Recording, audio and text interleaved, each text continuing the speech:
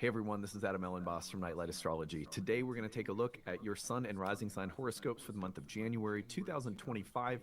First horoscopes of the new year. I wish you all a happy new year today. If you're celebrating New Year's Eve, bring it in the new year. I'll be joined, of course, as always, by Alex and Dana. We'll be breaking down your horoscopes for you today and giving you a sense of what to watch for. We'll be looking at the big Mars-Pluto opposition that's coming. Mars is retrograde into the sign of Cancer, which are really the big events of the month. So we're going to be breaking those down for you today. And as always, before we get into it, remember to like and subscribe.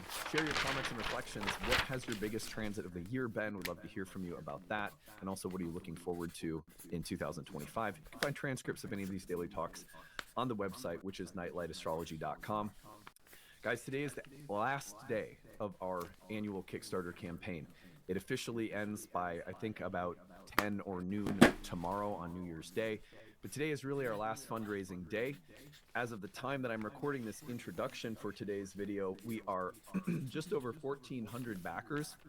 Our goal is 1,937. We have a huge deficit on our final day, so we really need to do everything we can today to cross the finish line. $1, $5 counts as much for our backer total and helps us get to that financial range we're trying to land in, which we project will happen if we get to that number. So that means we still need over 500 backers today on this final day. I think we can do it. I really do. We have thousands of people who watch this channel. It only takes a very small percentage of people who say, look, this helps me. This channel is a valuable part of my daily life. I learn astrology here. I get good horoscopes here. I enjoy this. I laugh. There's spiritual substance in this channel, in this community. And so I'm going to give $5 to support the channel in the year ahead for all this free content. We deeply appreciate all of the people who have supported us so far. Over 1,400 people at the time I'm recording this have pitched in to support us. We need a little over 500 more to reach our goal this year. So if you haven't yet, please consider donating. You can find a link to donate pinned to the top of the comments section in the description of this video, or head over to the website nightlightastrology.com and click on the 2025 Kickstarter link. Let's see what we can do. Remember, there are a ton of really good rewards available when you donate. I'll be telling you about those in a little video at the end of today's talk, but those include the best deals on all of our classes. Come study with us. You can get great deals on class passes, bundle them together, and you save a lot of money on our normal cost of courses. Of course, we have exclusive content like the Astrology of 2025, about 8 hours worth of horoscopes on 2025 for all sun and rising signs. So a lot of good stuff when you donate. But also, if you can only afford $1 or $5, I'm serious when I say that our backer total matters to us as much as the financial range that we land in, because we want to see that we're growing the support of this channel every year. We've got 12,000 new subscribers to put back out there. I have the extra deep voice today. Wow. Oh, okay. Yes. I am for the month of January, and I'm really happy to have Dana and Alex back on the show. Hey, guys. Hey. Hi, Adam. Hi, Dana. Wow. Oh, okay. Yes. I have the extra deep voice today. That's perfect.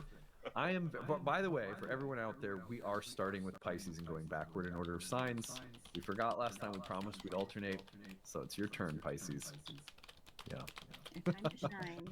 But anyway, what we're going to be looking at today are two major transits. Let's talk about them first, and then we'll go ahead and get into your horoscopes. Talk about them sort of generally. They both happen in early January, although they also extend beyond early January. And that's going to be between January 2nd and 3rd, Mars and Pluto are going to oppose each other again. They already did so in direct motion. Now Mars to retrograde motion, opposing Pluto in Aquarius. That's the transit we're going to be looking at as the real tone setter for the month. The second transit we're looking at follows closely on it, and that is on January 6th. Mars will retrograde back into Cancer, a sign that it was traditionally said to be debilitated in by fall. And we're going to talk about some of the more constructive parts of what this transit may bring, as well as some of the challenges, because we always like to look at both. We'll try to be realistic about what the dignity meant to ancient astrologers and what kinds of challenges could come up, while also giving you some things to be encouraged by and maybe looking forward to. Because retrogrades always bring an opportunity for transformation as well. So these two transits, though, back to back, before we get into breaking down horoscopes, let's just talk about them generally. Maybe you guys could say a few things about Mars opposite Pluto. First of all, what comes to your mind for what people might be experiencing around this transit? What kinds of themes come up for you when you think about it? Boom. No, I'm just kidding. Right. Yeah. Dana, go ahead.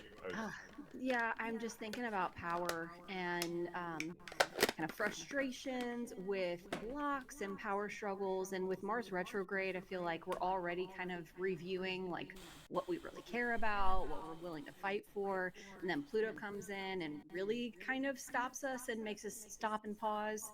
And I know we're not going to get into the lunar cycle, but I did notice that the new moon is just a couple days before. This opposition is building with the new moon in Capricorn, and then the full moon in Cancer is 4 degrees. The moon will be 4 degrees away, applying to Mars.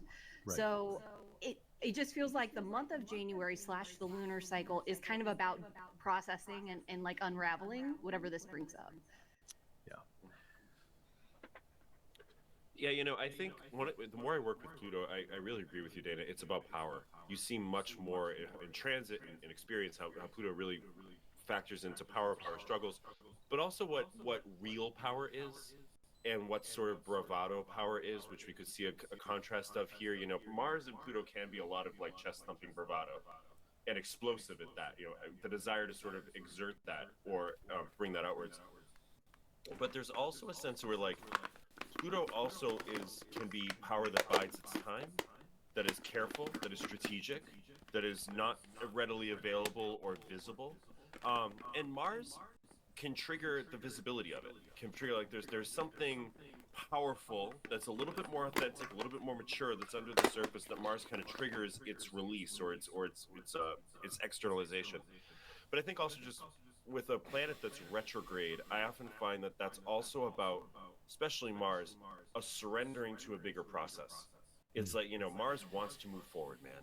Of any planet that doesn't like to be retrograde, it's Mars. So I think that there's also something here about like a review of something that may suddenly be brought to light, but also is kind of like there's not a lot you can really do about it externally. You have to kind of sit back on the wave, and that's actually the better way to go when Mars is retrograde. I think just kind of let the wave take you. Yeah. The things that we are in process with that we know we ought to trust and go along with, but it's frustrating because some degree of surrender or patience is involved in the temptation to push through something and not trust the process, or to react, or to get frustrated and try to push something faster than it's meant to go, or to resist a process that you really should just be trusting and going along with. Those kinds of things can come up with the Mars retrograde opposite Pluto, for sure.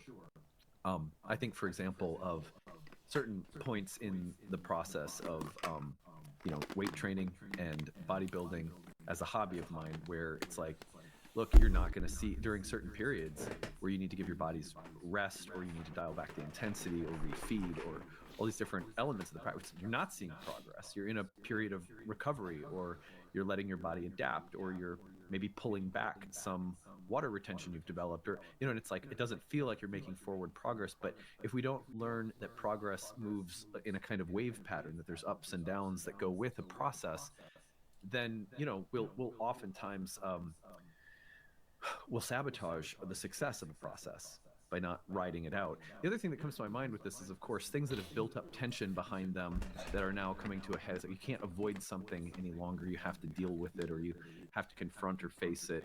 And the potential for catharsis that comes by having the courage to confront something, that comes to my mind as well. Yeah. For sure. This transit leads almost directly into the reappearance of Mars in Cancer. Mars retrograde in Cancer will take place from about January 6th. We take it forward, and it is going to go all the way into mid to late February before it turns direct again, and then finishing in Cancer in direct motion all the way until mid to late April. So we are now dealing with Mars in Cancer from early January through late April. That's a long period of time. We got like 4 months.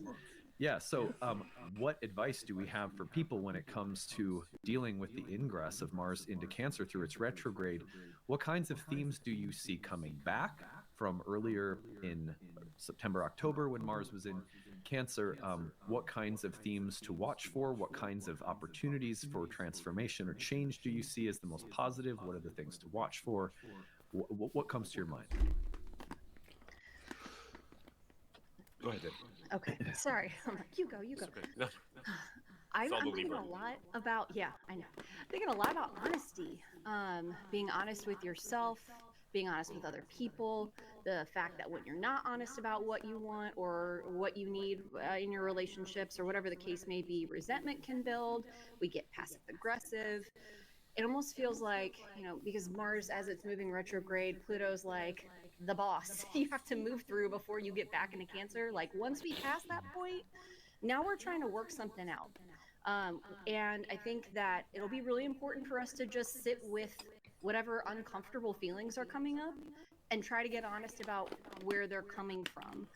It's a time of working through that and of being really, like, the phrase "clear is kind, kind is clear" kind of came up for me as I was thinking about this. You got to be, let's be real, because if not, it's not going to go well. That's what Right. I've been thinking about. Passive aggression is not a remedy for success with Mars and Cancer. It's not a recipe for success. You know, Mars has spent a while now in a fire sign. Mars in the fire signs can often be, and I know this from being a Sagittarius, righteous. And Yeah. very, sort of like, I have proclaimed that I am right. And I always like to sprinkle a little sanctimony on my righteousness too. I just don't want to have it plain. It's a little like, my, me, this, and why I'm so great, like all that shit. But this, I love what you're saying, Dana, because I think as Mars goes back into Cancer, it's your bravado's not going to work. And it's going to feel overbearing, and it's going to feel like it's tearing at a very delicate fabric. I think one thing that can happen here, and this I do notice in the later degrees of Cancer. We may have talked about it on this podcast before, but those late degrees of Cancer can be kind of even emotionally stifling sometimes. There can be a sense of like, there's a constriction that's coming from something that feels even too safe, or I don't want to take any risks on anything. And sometimes Mars in Cancer can be like, is there somewhere where I'm like stifling or holding myself back to stay safe and emotionally comfortable, where I need to take a risk and, like you say, Dana, be honest. Just say the thing. Otherwise, that stifling feeling could feel like it's even pulling in a little more. Now, I think those things may arise during the retrograde, and I could definitely see during the redirect motion in April when Mars passes through this part of the zodiac again. That's maybe when there's a resolution or something that's integrated around it moving forward. Yeah. I think when Mars is in Cancer, you also, the retrograde, you also think about, Mars as something that cuts, severs, is hard because it can bring that energy of severance, cutting, hostility, and conflict into Cancerian spaces, which is home, family, ancestry, places that are supposed to be safe, that suddenly feel maybe there's a little tentativeness. There can be questions about ancestral karma, like where this wound comes from my past, and now I have to go into the past and look at it and do some healing. There can also be challenges with respect to things that are very lunar: the body, the breasts, women's reproductive systems, menstrual cycles, children, parenting, domestic life. There's a mama bear energy that's very protective with Mars in Cancer, and there's also Mars in Cancer as that which is invasive or intrusive. And it's interesting because, like, I think, for example, something so simple, we're getting a puppy. We have a Mastiff, Hilda. You guys probably have seen Hilda before. And we're getting another Mastiff. This one's an Italian Mastiff. They call them Cane Corsos. They're really beautiful dogs. They're guardian dogs, just like our other dog's an English Mastiff. So we're getting her a playmate. We've been a 2-dog family forever. Our other dog passed last February. So we decided, okay, we're going to bring another dog into the family now with Hilda. Now that she's kind of established, we'll bring her a wingman. And but a Cane Corso is a protector dog. It's amazing to me that this dog will be adopting by the time Mars is back in Leo from the breeder, but the puppy will be born with Mars in Cancer, which is really appropriate for a guard dog. And not that we're like so into like, oh, we need guard dogs to protect us from invaders or something, but it's an interesting archetype present while we'll be getting one of the world's most like well-known guardian breeds. It's Mars in Cancer has a very protective energy when it comes to home and hearth. One of the things that, in addition to wanting to get a playmate for Hilda, we know somebody who experienced an attempted in-home burglary while they were at home. And we talked to them at length about the benefit of having Hilda around, because they were asking they might be getting a dog after this happened to them. And so we were talking about guardian breed dogs and everything that I've learned about what kind of training and what kind of care and attention a guardian dog breed works well with. And that was Mars and Cancer. This is like unbelievable how those themes can come together, and there's a real protective energy around things that are very vulnerable, that can come up. So it's not all bad. The things that are worth protecting, that are worth guarding, that are worth safekeeping, the way you change as a parent when you see someone like your kid go through a vulnerable time at school. These are Mars and Cancer moments too. So there's a multidimensionality to Mars and Cancer that's kind of hard to describe at times. Yeah, one of my best friends has Mars and Cancer, and she's into astrology as well. And she's like, "It's my favorite placement. I love it." Yeah. Because I care a lot, and I'm like, Yeah. you know what? I love that about you too. Yeah. I found that there are two types of Mars and Cancer people. There are the kind that are really devotional, caring, like kind of like emotional advocates. And then there are people who that placement will draw them into ongoing, really painful conflicts with other people. It's amazing how distinct that line is. Like I'm like, what kind of Mars and Cancer am I dealing with here? Am I going to deal with someone who is like had an abusive mom, or am I going to deal with someone who's an advocate for environmental protection or something? Because it's like, and sometimes it's both, but like it's amazing how it can really express so differently. Yeah. For sure. Well, this Mars will re-enter Cancer around January 7th and then stay for the rest of January. So we're going to work with this Mars-Pluto dynamic, and then we're going to work with the Mars and Cancer dynamic for all of your horoscopes today, starting with Pisces. Alex is going to be doing mutable signs, Dana fixed, I'm doing cardinal. So Alex is going to lead us off, and what I'm going to do is I'm going to start the chart here on the Mars-Pluto opposition, because it comes first right around January 3rd, I believe it is, and then I'll adjust the chart so you can see what it looks like when Mars moves into Cancer. So we'll start with Pisces. We're going backward in order of signs today. You can find this timestamps at the bottom if you want to flash forward to your sign. But Alex, go ahead, lead us off. Well, Pisces, first of all, welcome back to the first in line. We're happy to have you here. There's a couple things that come to mind about this transit. If we take Mars in the 6th house, moving retrograde, it may feel like you had started some kind of heroic journey through a sacrificial nature that I'm going to move forward in something tough, and all of a sudden it just feels like the progress just gets wound back, or that your efforts seem to just, the energy just gets kind of dissipated into the wind and just goes somewhere else. And so this type of transit, I think, particularly in the 6th house, can be challenging because usually, like we've been saying, there's a sense of I just need to lay back here and let there be some kind of process that happens that is not directed by my own will. That one of the words that's been coming up a lot for me in this transit is trust. Over and over and over again, the word trust has been coming up. But this also, when Mars hits the opposition to Pluto in your 12th house, that's kind of like, I remember having a moment in therapy years ago where my therapist said, how therapists are just kind of waiting. They're listening to you and they're watching you say something, and then just waiting for that moment to say that little thing. He just came in with like this one line thing, and I was like, just what the fuck? Like, that's so point on, but I can't even move because that's so true. That feels like something you could hit like a bedrock moment here with Pluto, like that. Something unconscious that's revealed that maybe feels, the word for this is cathartic. That feels like, oh, geez, I'm so glad I finally see that. Now, I don't know that could necessarily be easy, because sometimes we see things that are very true but very difficult to see, and you could see some reasons why that would be here. But I think there is a process of sort of being stopped in your tracks, and something that over the next few months up through April is integrated in a slower, more digestible way with the movement of Mars through retrograde and direct. But then, Mars retrogrades into Cancer, into your 5th house. If you have small kids, these could be hellacious tantrums. Who knows? A series of hellacious tantrums. This also could be something where, in a water sign, sometimes it's hard to individualize what you desire and want. Everything amalgamates in water signs. And especially in the 5th house, it's like, well, is it what brings me pleasure? Is it bring me pleasure to care for others, which is a very Cancerian trait, where caring for others makes me happy. It's like, yeah, it can, but is there also something individually that you want to do that maybe even this might sound like too strong a word, but hiding in the care rather than asserting, I want to do something that really lights me the F up.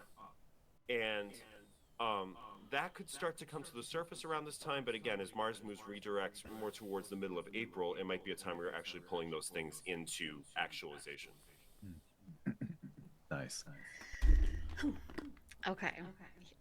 I am thinking about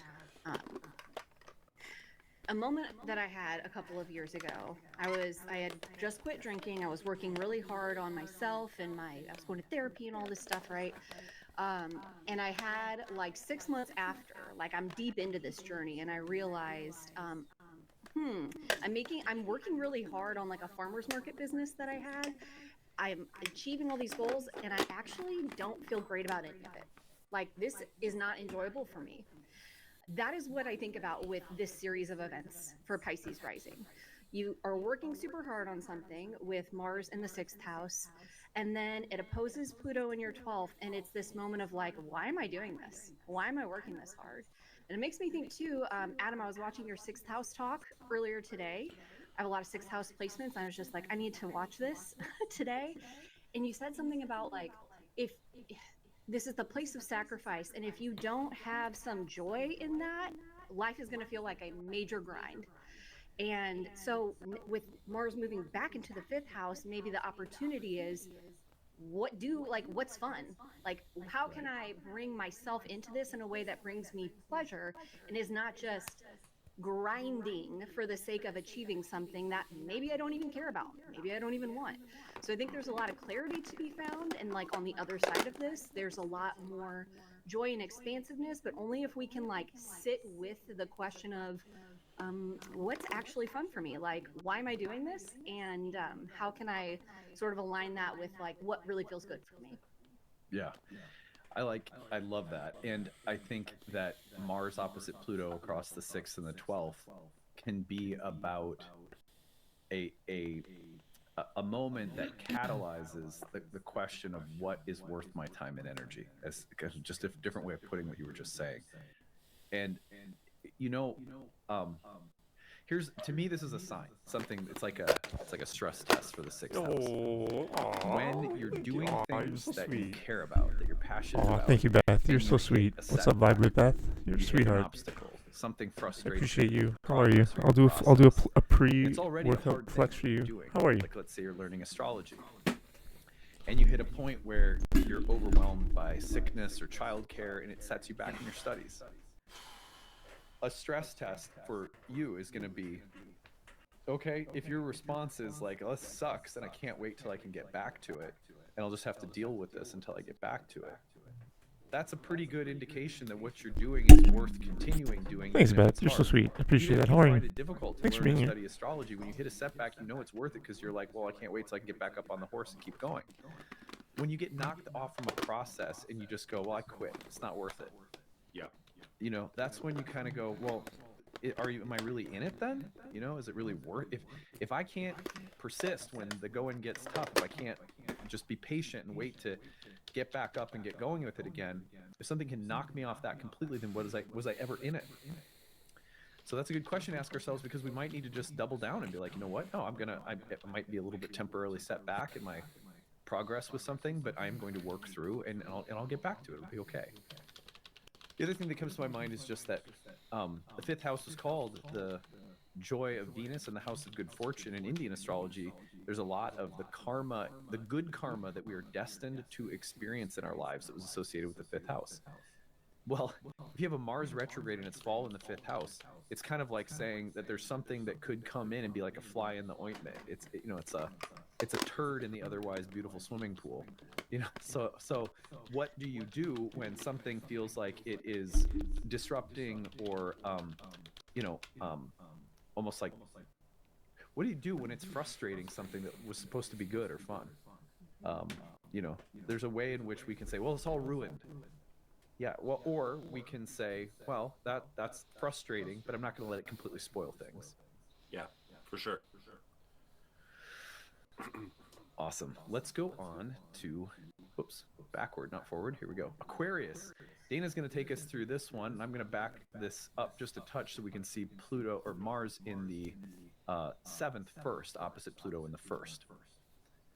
Okay, Aqua Rising. So you're fully in your Pluto in your first house era, and you might be feeling that already. And I think that this is, obviously it's activating Pluto. So I always think about the 7th house, and I've said this on our talks horoscopes before. Like, I think of the quote from No Exit by Sartre, hell is other people. And it doesn't have to be that dramatic or bad, right? It's just the idea that other people mirror back to you things about yourself. And I think that's how I like to think about the 7th house, is like you can kind of learn about yourself through your partnerships. When we're talking about a Mars and Pluto opposition, that might be through arguments, that might be through disagreements, that might be through feeling just like other people are pushing your buttons.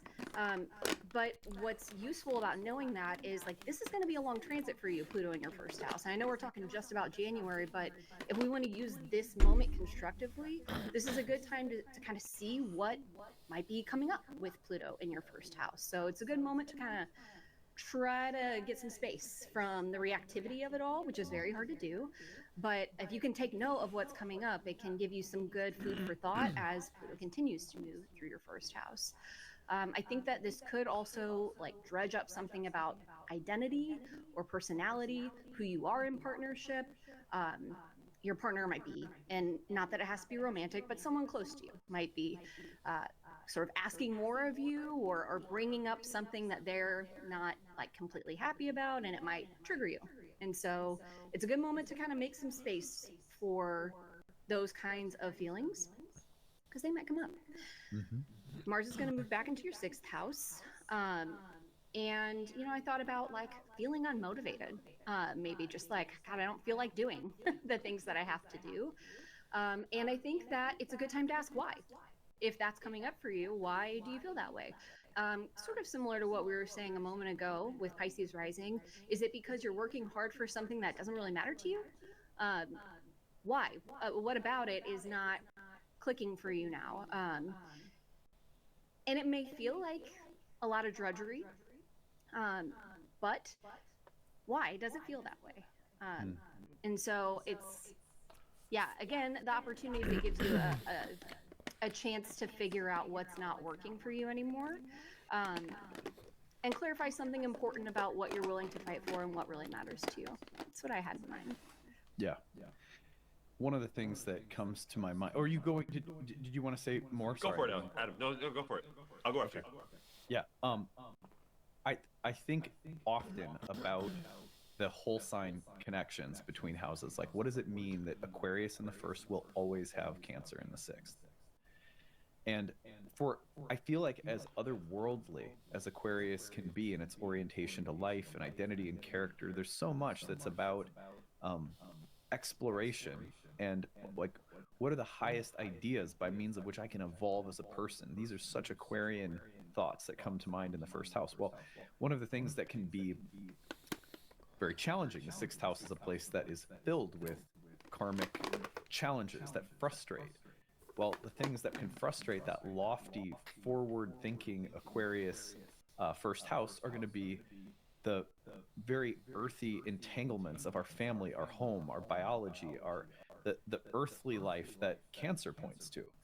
And so for Aquarians, as much as there is this kind of lofty sense of personal evolution with Pluto entering your 1st, there's something that could feel really regressive about Mars and Cancer in the 6th. Like, I'm being held back from some way in which I feel ready to evolve or transform personally, but I'm having to work through the muck of my family life or my past or my body or emotional things that are a little bit harder for air signs to deal with sometimes, because it's like, if air can deal with things through ideas, conversation, meaningful exchanges of words, and like thoughts, it will usually work through that medium. And so for some, not all air signs, but for some air signs, that Mars retrograde in Cancer in the 6th is going to feel like, oh, do I really have to wade through this emotional bog?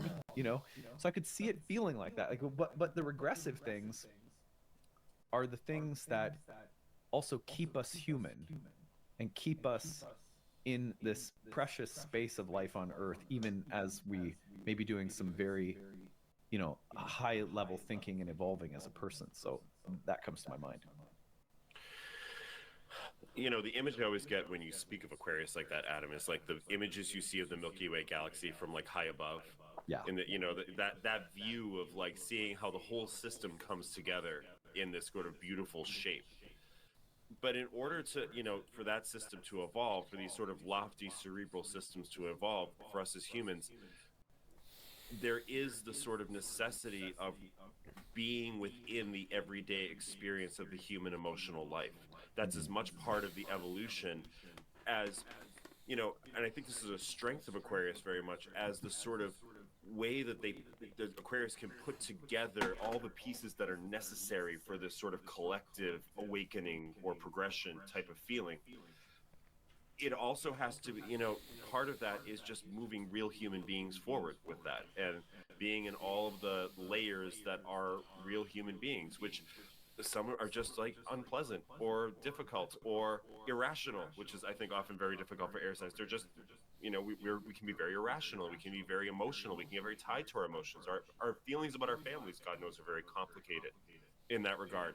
So don't worry about, be invested also, I think, this month, and especially the Mars and Cancer period, in it's okay for me to be down in this emotional space. It might be uncomfortable, but it's just as much as part of the evolution as the cerebral putting the data bits together. Kind of. Yeah. Love that, Alex. Yeah, it's a nice way of putting it. Why, thank you. I'm going to put I keep going backward. All right, here we go. I'm going to do Capricorn for us next. Let me back the Mars up a touch here. We'll move on to our Capricorn horoscopes. So the Mars-Pluto opposition begins across the 2nd and 8th houses. This has to do with a moment where I would say karmic contracts. By that, I mean the things that we have agreed on some invisible level, some soul level, or some literal and very explicit level, that there will be an exchange. I will give you something, you will give me something. They're of equal value on a spiritual karmic level that we don't always understand, but there's something that we are meant to exchange with each other. We're reaching a kind of critical mass point, if you're a Capricorn, for some of those arrangements. The arrangement is changing. If there is some way in which there needs to be a confrontation because the arrangement no longer works, or there's an unequal distribution of power or wealth, or the value exchange is uneven in some way, it will probably it will come to a head. I think, for example, the fact that I know a Capricorn rising who will be going through custody negotiations in January. There it is, right? I think of another Capricorn rising I know who is going to be looking at paying off their student loans. So 2 Capricorns I know that have debts being paid off, or major power dynamics being explored with respect to something like custody.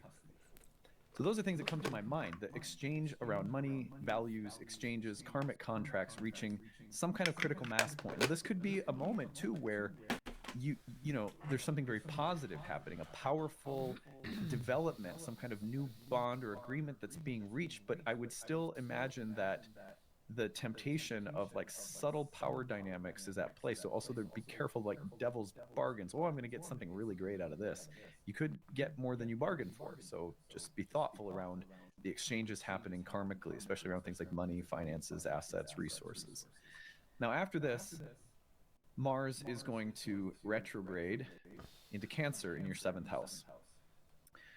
For me, I look at this and I say, okay, so the emotional dynamics within key relationships, talking usually about one-on-one relationships, including marriage or, intimate romantic partnerships, but also any kind of interpersonal relationships where there are things potentially like emotional coercion or emotional manipulation or passive aggression, and the need to address things or confront things emotionally that aren't necessarily easy.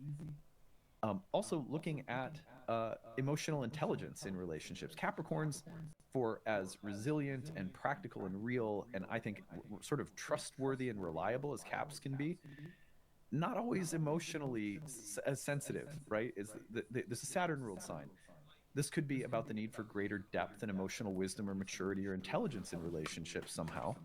It could also be about people that you love or are in relationships with going through difficult times. And there's few signs that I would rely on or trust to be sort of hearty and there for you than a Cap. And like a Scorpio comes to mind as well, for people who really hold space when people are going through hard times. You may be holding space for someone who's going through something difficult. And you must also look at the intersection between things like intimacy, relationships, and family karma, and the overlap between those areas also comes to mind right now. These are some of the things that I think will be approaching through Mars's retrograde in the seventh house. But now let's hear from Alex and Dana. What do you guys have to add to either of these dynamics for Caps? Well, one thing I've been saying for both Cap and Cancer rising lately is because Pluto's in the eighth or the second house there. Like you were saying, Adam, you're just being really mindful of anything you're entering into financially, the power dynamics that are involved in that, and just getting all the contracts read by somebody else is really important, because there's a potential for unleashing, I think, a lot of resource here, personal resource for Capricorns with Pluto moving into the second house. But sometimes with Pluto, you have to just check that, get the house inspected, so to speak. It's just, make sure that the basement is up to par, and all the codes are up to par, stuff like that. So if that's coming up with financial stuff, I would say definitely to look at that. But I also think of Mars retrograde in the seventh house as,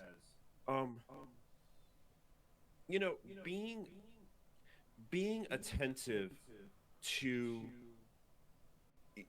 Saturn ruled signs can sometimes show care in the practicality of things. This might be a little bit of what we were saying, Adam. They can show care and well, I'm going to attend to these details and make sure this all gets done. But it can feel, to the water sign, it could feel very abrupt or cold or emotionally kind of detached. And it's possible that there's either a call out around that at this time. Someone says hey, why are you feeling so detached, or why are you trying to boss me around? So I'm not trying to boss you around. I'm trying to care for you. I'm trying to help you in some regard.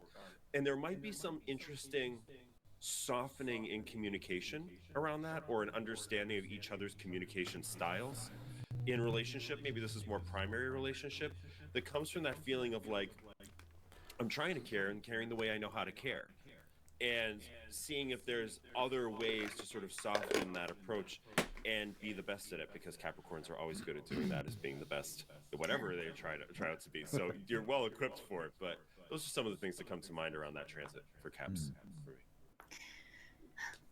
I don't know why I'm so focused on Pluto in these interpretations. It just, it's Pluto. It's hard to not focus on, but I'm thinking with the opposition about the tension between what I have to share and what I want to share, and how those may not be the same. And yeah, that renegotiating that both of you were talking about might be rooted in getting real about what you're willing to share and what you have to offer. And that may or may not, be linked to Mars's movement back into Cancer. And, I agree that the Cap risings I know are not the greatest at advocating for themselves, or they might just want to. And I think it comes from a place of just wanting to kind of shoulder the load. I don't think they're not caring. They're very caring. They're deeply caring, but they are just kind of stoic. And so this might be about hey, if you're not willing to share, or if you're not willing to because it's not just about tangible stuff, right? It's sharing of yourself and being not enmeshed, because that's got a negative connotation, but opening yourself up, right, to somebody else. I wonder if Mars in Cancer is going to kind of help tease that out a little bit of hey, where can we just kind of Yo, what's up? exhale What's a up, little Dr. bit, Gnome? right? Your So that's shoulders. what I'm thinking about. Let's watch. We actually have a video YouTube reply. There's interesting that What's up, Capricorn Dr. is an Gnome? actual place of Check Mars's this out. exaltation. Check out this. And so It's I on-demand also wonder YouTube about active reply by a follower to the channel. Oh, what's his name on YouTube though? Oh, what's his name? We might not be able to find this video. Sorry, bro. It might be on his Instagram.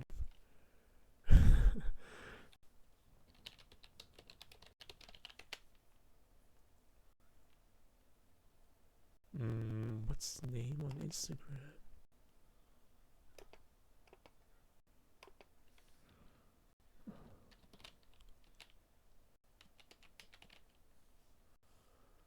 No, it's not his name.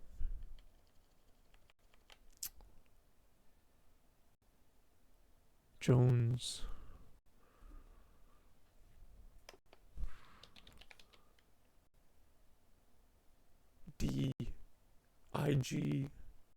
IG Jones? DG Jones? Sorry. Okay, I'll show you. I'll just show you. It's too bad I can't find it. You know, when you're not at your best, when a Capricorn is not at their best, when I can just they show you. are- Shoulder shrugs. well, Shoulder shrugs are For good. example, I think my dad, who's a Capricorn rising, and With dumbbells? he just is getting his movement back after knee replacement IG surgery. as you remember. Jones? And Come on, man. I am Why can I absolutely not positive remember this my Mars friend's name? retrograde is going to be about him having to lean on his partner a little bit as he's gradually getting normal again with his walking. I'm not at my best. Unfortunately, I have to feel weak in your presence. I'm so sorry. You know, and that's hard for a Capricorn. So I could see it kind of working like that too, where it's like, are you willing to let someone care for you, to advocate for you? We'll find it. We'll And find it. Capricorns, that's not I know like where a to Libra find it. making a decision for themselves and not thinking about the social consequences or something, right? Don't come for me, Adam. That was not intentional. So yeah. Okay, well, a good treatment of Capricorn there. Let's move on to here we go, Sagittarius. Now I am going to back Mars up here just a touch. There we go. So Alex is going to lead us off. You know, I could see here in December the grand adventure getting thwarted or held back in some way. That's kind of how I'm seeing I'll Mars just and show Leo, you. right? I I was appreciate going on a you. grand adventure of new philosophies and big horizons and new ways of seeing things and pushing forward. And I don't know, shit, something just, you know, like the flight got canceled or the plans went to hell or something just kind of fell apart. You feel like you're getting pulled backwards a little bit. So that's kind of one of the ways I could see Mars kind of heading into Leo here in the 9th house and then retrograding.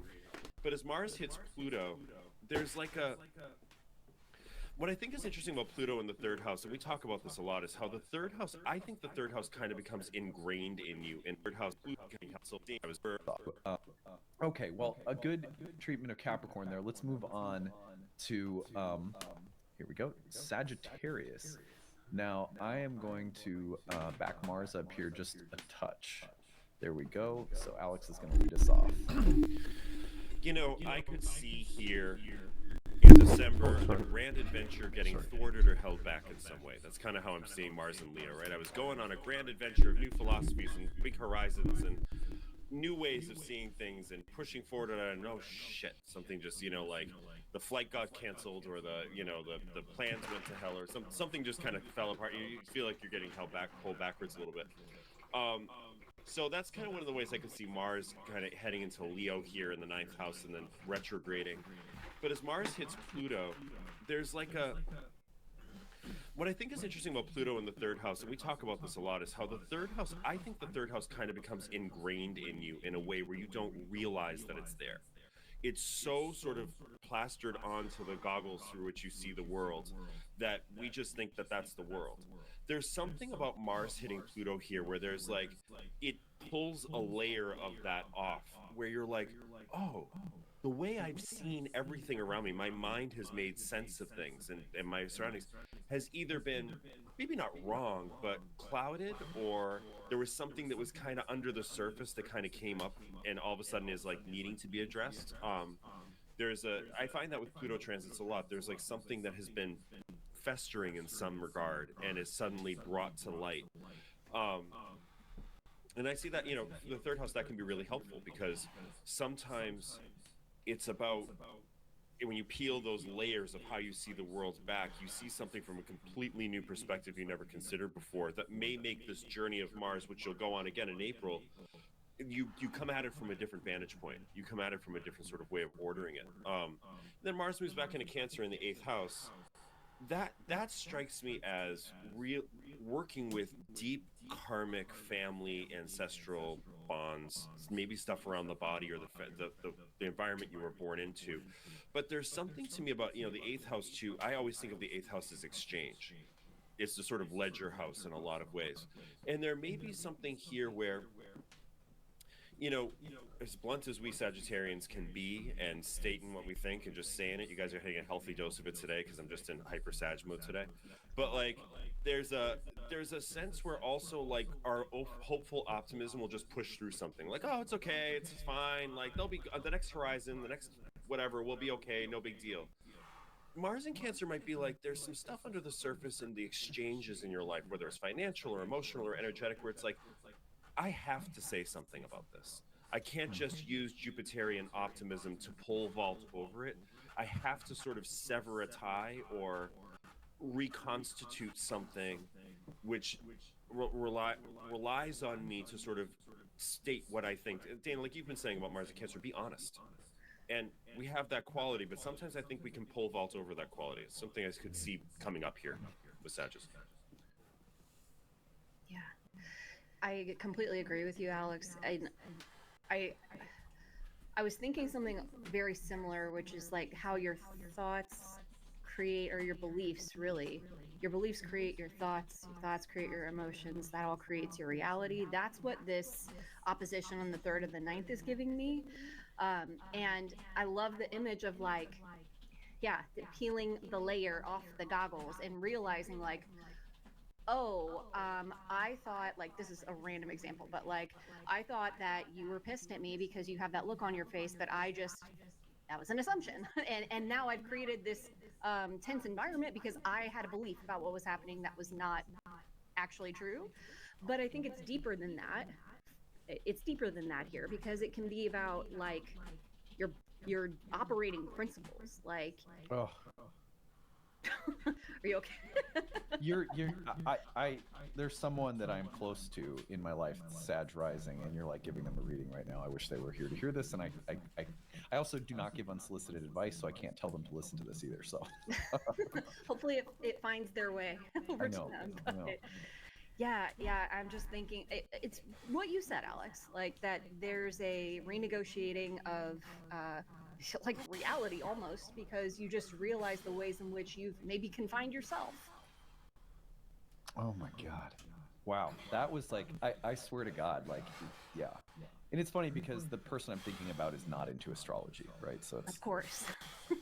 but I am into astrology, and so if I know someone's chart even once in my head, it's hard for me to not make connections with transits. You know what I mean? So I'm thinking about them and just going like, oh God, yeah. There are some things that people have a really hard time accepting as truth. And I feel like you nailed it with this one, where the Pluto-Mars opposition is about uncomfortable truth. Because the 3rd, 9th has so much to do with how we come to understand and learn and see and perceive. The 9th house of Dharma, which is about understanding of the functions of reality itself. Well, from an Indian perspective, for example, one of the functions of reality is to facilitate the awakening of souls, right? So when we start understanding things about reality through astrology or any kind of spiritual science or practice, we start saying, oh, I don't understand it all, not even close, but there are a few things I'm starting to understand. For example, I can trust that my life is sacred, right? That's a simple 9th house kind of realization. But when it comes to 9th house, Pluto, Mars, you think about uncomfortable encounters that provoke a new understanding, that stir up some different idea or understanding of reality itself or of truth. And the Mars retrograde into the 8th subsequently can be about the things you have to let go of in the wake of that shift in understanding. The assumptions, and the reconcile. Because the 8th house, one of the Mars retrograde features in the 8th that I would not be surprised is to sever unhealthy attachments, especially those that are unconsciously rooted in emotions.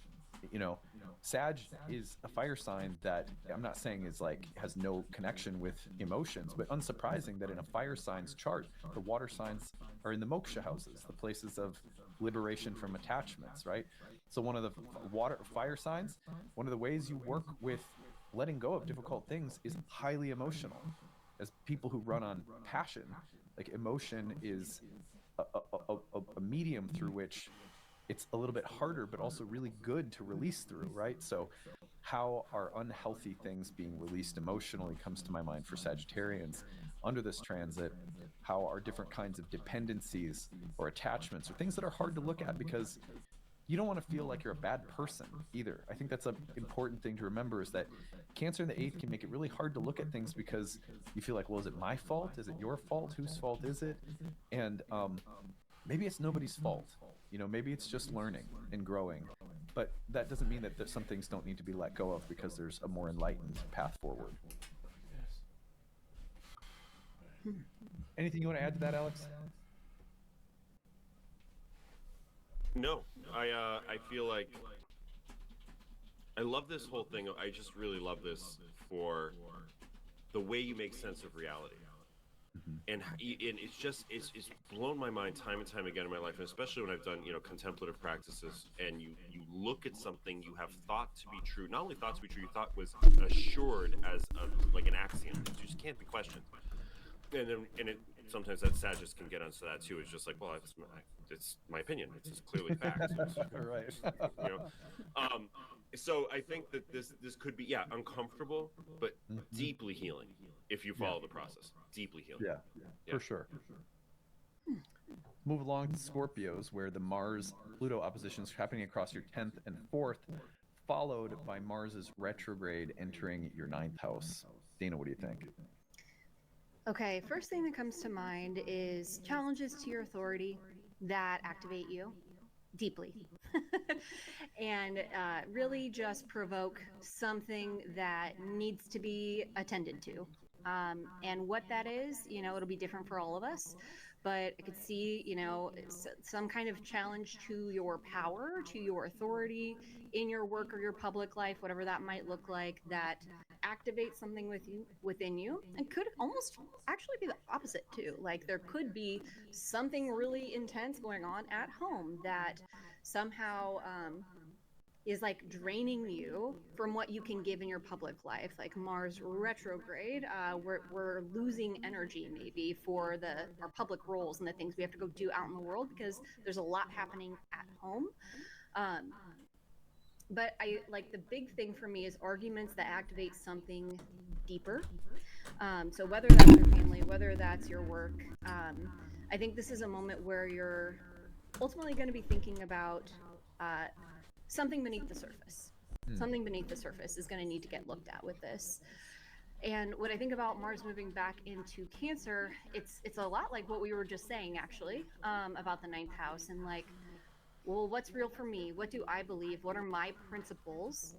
And it might be that you need to reconnect with your principles in order to know how to move forward with whatever Pluto in the 4th is bringing up for you. Like, this is a situation that is hard for me to navigate. I need to figure out what's really important to me and what I believe, what are my basic operating principles?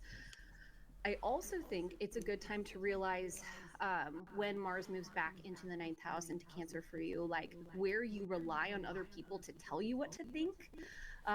Thinking about sort of the like sideways scuttling of, the crab of Cancer. It's easy to outsource your beliefs to other people when like you don't want to stand out or like be the odd one out of like, well, no, this is what I think, even though it's like not what the group thinks. Like you might have to be the Mars provocateur in the room of like, that's not what I think and not what I believe. And that can be hard to do. So it's a good time to get very clear on like, what are those principles, because you might need to speak up and stand out about them. And I think that it's ultimately a good thing. Like it's ultimately helping you kind of align more closely with what feels true to you. And that can be really, really helpful. Go ahead, Adam. Oh, okay, go ahead. I was waiting for you, but yeah, I think I would look, because the Mars-Pluto dynamic, like a challenge to authority or power, or a feeling of being disempowered at work or conflicts in the workplace, that could be a part of this. Also, I would look at the interesting connection between Mars retrograde in the 9th and Pluto in the 4th as an excavation of how you have come to understand things or truth that are rooted in your background or your family or your history. So, like for example, it's not uncommon when people get into astrology, they come from a Christian background, they open their mind to something different. If they're from the United States, for example, it's quite common. Maybe you were raised in a Christian or semi-Christian or culturally Christian household or whatever. You get into something like astrology and yoga, you start kind of opening your mind, and before you know it, you are realizing that some of the ways in which you're practicing yoga are still sort of tangled up in certain assumptions about reality, like original sin. I've seen so many times where people unconsciously bring baggage from a former religious perspective, maybe that they were raised with, into a new perspective that really they don't even realize they're doing.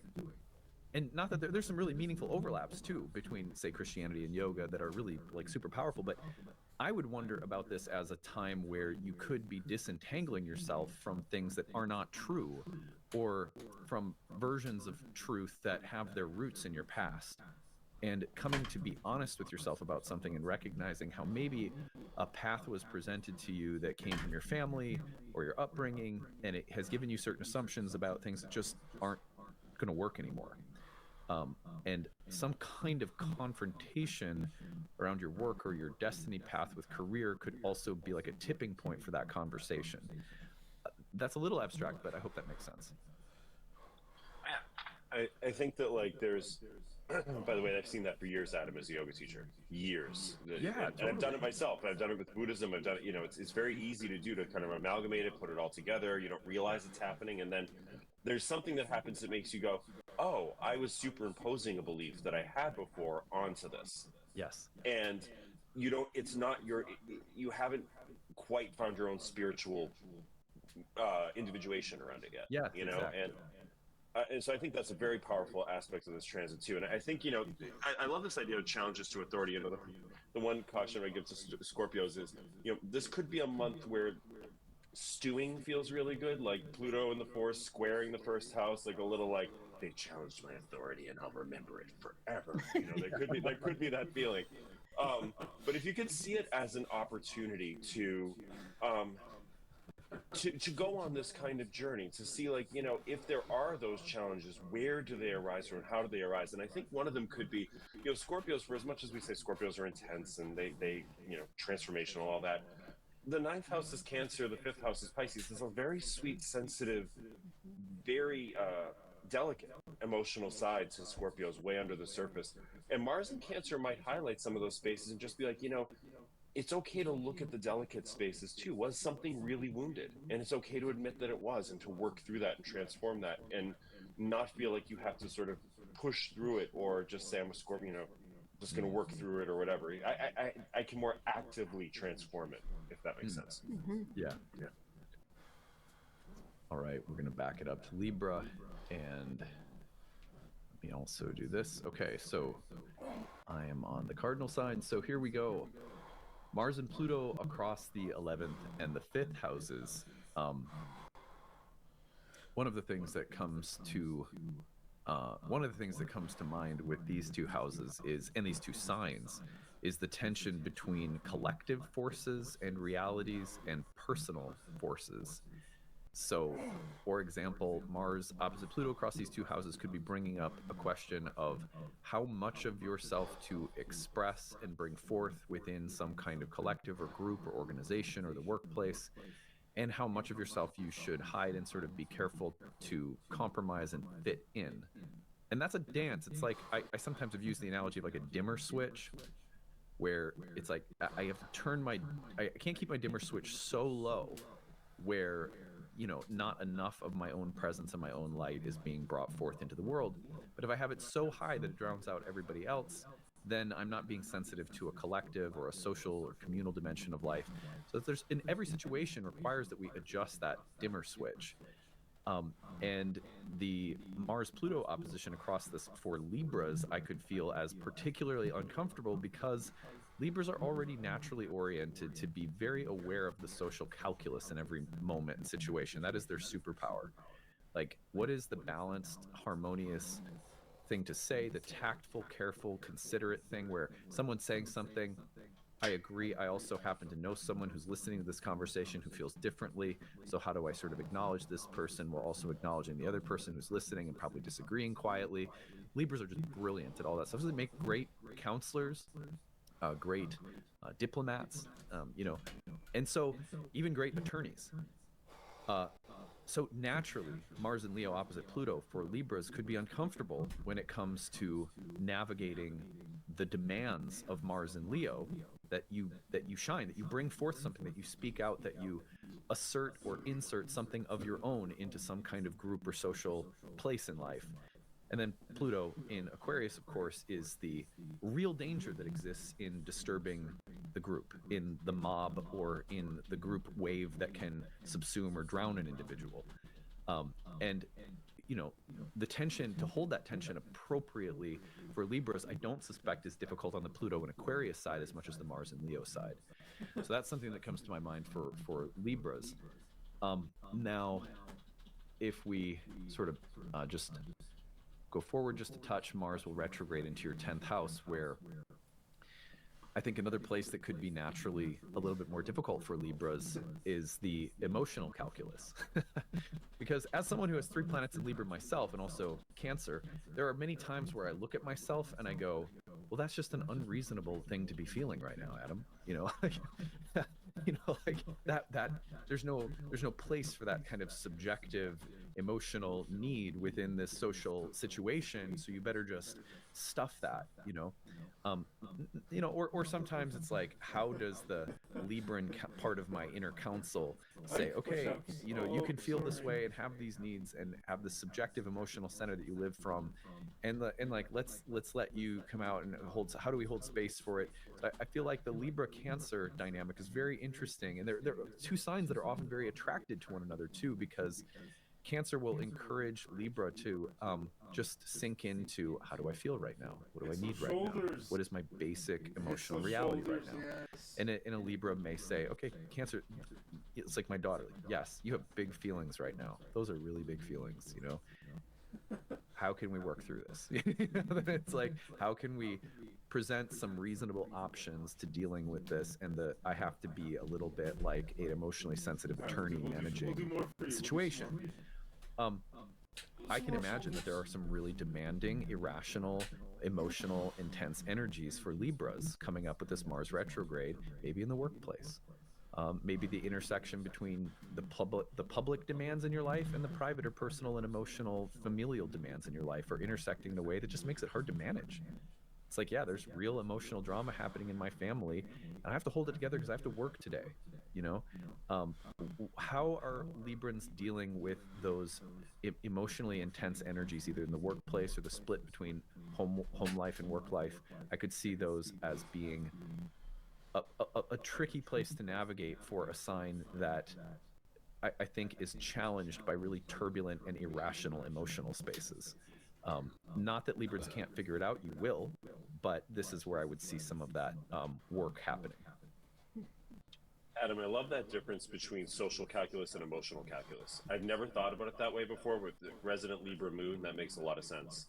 Because the emotions sometimes for Libra feel inconvenient to the natural, rational thing of like, well, this just makes sense. Like we just have to rationally mediate this situation to make it make sense. But it doesn't always take into account the irrational emotional flow of the situation that's happening. Yeah, like perfect example of this. The other day, my 2 daughters got into a fight, and we were trying to solve it. And during the process of solving it, my older daughter made a comment that really embarrassed my younger daughter. And then we're dealing not any longer with the calculus of the fight itself, which was pretty easy to work out, but we're dealing with the compounding of her getting really embarrassed in the process of the fight. And my older daughter cannot understand that my younger daughter is not irate right now because of what just happened prior. She's irate because you just embarrassed the shit out of her. and she can't admit that she's embarrassed because she also doesn't want to show like she has pride. She's a Leo. So it's like, God, there's emotional calculus that you have to take into consideration. And we had to mediate that based on like the fact that the original situation was no longer the only component to consider. It's that kind of stuff where it's just messy. There's a checks and balances that are easier to deal with when it was just a conversation about whose turn it was to do something or whatever. Now it's compounded by emotional hurt. Whew. I'm just like sitting here trying to process, like as the labor rising in the group, like, okay, all right.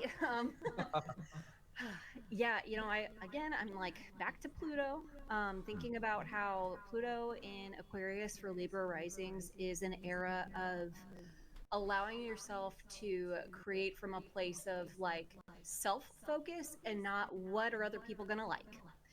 And that is like we're just going to be going through that for a while, and we need a while to go through that, right? Because that's very challenging for Libra risings.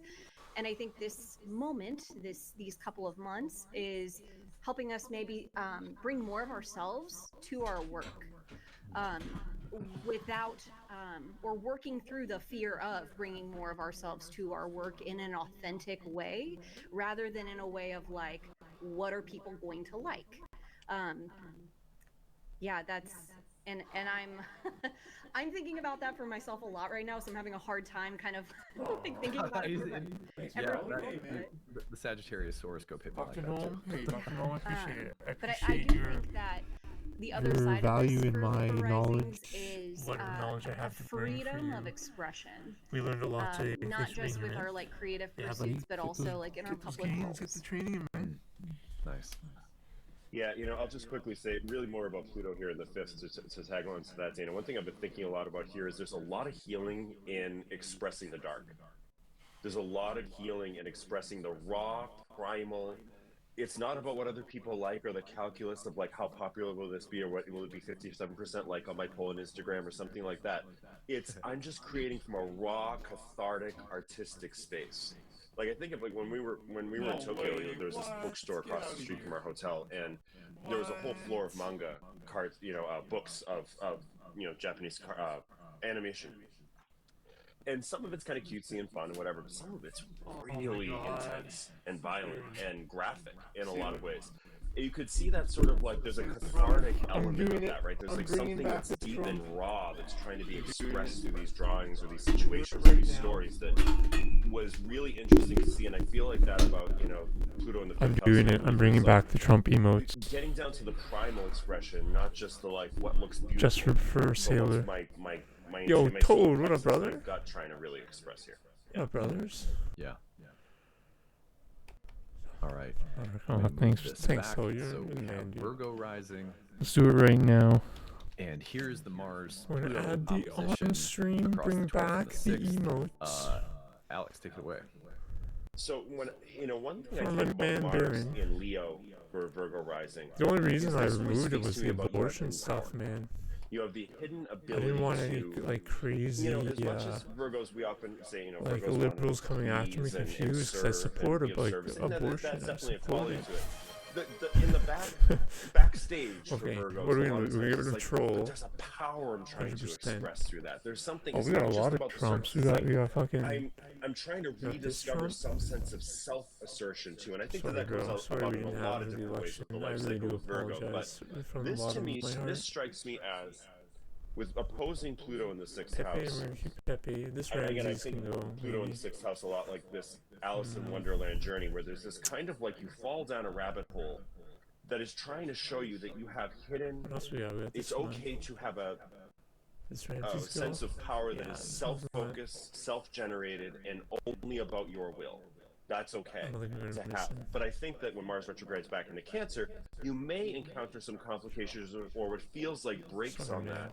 Because I now also you're didn't want my taking, channel to as get we were saying fucking before with Libras, there's a lit more of an up by, emotional calculus with groups that's happening. It's like I people just that wanna, started like, to really ban assert you, you myself, know what say I what I mean? want, Twitch speak is up for crazy myself, like my that. will. And now Mars is back in Cancer in the 11th house, and it's like that's going to have some emotional consequences. That's going to ruffle feathers. That's going to maybe really break you from old patterns that have been deeply, deeply ingrained from childhood or from home life. We got the And MAGA. that's not altogether comfortable. It We doesn't got the necessarily MAGA mean ride, it's bad. but the emote's so small. It just means it's antithetical to the tendency of the sign, which sometimes can be some of the What are most we gonna healing remove? transits for a sign. Yeah. Yeah, I look at this and I think that We'll keep it like at least this. I'm kind of Mag is- focused on yeah, the mag Mars is okay. retrograde in the 11th piece, Thank you. and just See you thinking later. that Thanks, brother. dealing Later. with See another realization. Aw, thanks. No, a nothing. degree of Thanks. emotional I follow every discord follower. or conflict within communities, groups, friends, social Yo, you circles. serious, Toad? I Holy noticed moly, that bro. my daughter, the Virgo, Come when on, Mars bros. was going through her 2 11th, subs. was just dealing with all sorts of Wow. craziness that comes with young Thank you, developing bros. kids in school, learning how to be social and hurting each Follow other's every feelings, follower, and really Dr. being Gnome. good kids, but just I have a PhD in I could see there environmental being biology. continued. Like, how do you I have don't know a if healthy you're fight with a friend? Oh my gosh, when you just you're made your 8 years old, account? 9 years Thanks, old? Those brother. are big Thanks for questions for being here, kids. man. That's the Follow whole you, reality follow in you, some follow. ways. So I think a lot about my daughter with this transit and what she may be learning Welcome. socially, Thank you. developmentally. I love talking around biology and community, around science. friends, around people that come from different families that have different values. That's been a big thing when Mars Got was another in 6 pounds. Cancer in her Hell 11th yeah, house. man. I think I told you guys she was like, there was What do someone you in her want me class to who, remove? voted for someone Mega. that different, and her This parents voted for 2 different people, and she just couldn't This one's understand not it. very good. This one I needs to think be. This one needs to be I'm worked looking at this through the on. prism of a 9-year-old, right? But for anyone of Needs any to be- age, that the one needs to Mars be retrograde in worked the a little 11th bit. could signify, challenges to find harmony, flow, connectedness, ease with respect to groups of people. There's, a period of emotional turmoil and Okay, having we to. got the mega. Also, maybe there's specific groups or involvements in Comfy community that are ride. very Mars and Cancer somehow. Protecting or advocating for things that are vulnerable or nurturing things or kind of a guardianship energy with respect to groups or something like that. Still 6. I can't go to the So gym. anyway, those are some of the things that Sucks, come to man. my Sorry, mind, just kind of dude. looking specifically at Mars and Why are the these 11th. locked? What? Yeah, Why are I'm these locked, man? thinking along the same lines as both of you. The image of like How gold is this mining locked for me? with Mars in the What the 12th, excuse me. Like, I think for Virgo risings, it would be a good idea to reflect on what came up when Mars was in Leo, while Mars is in Leo. Thank you, bros. And how Thank is you. that informing Really.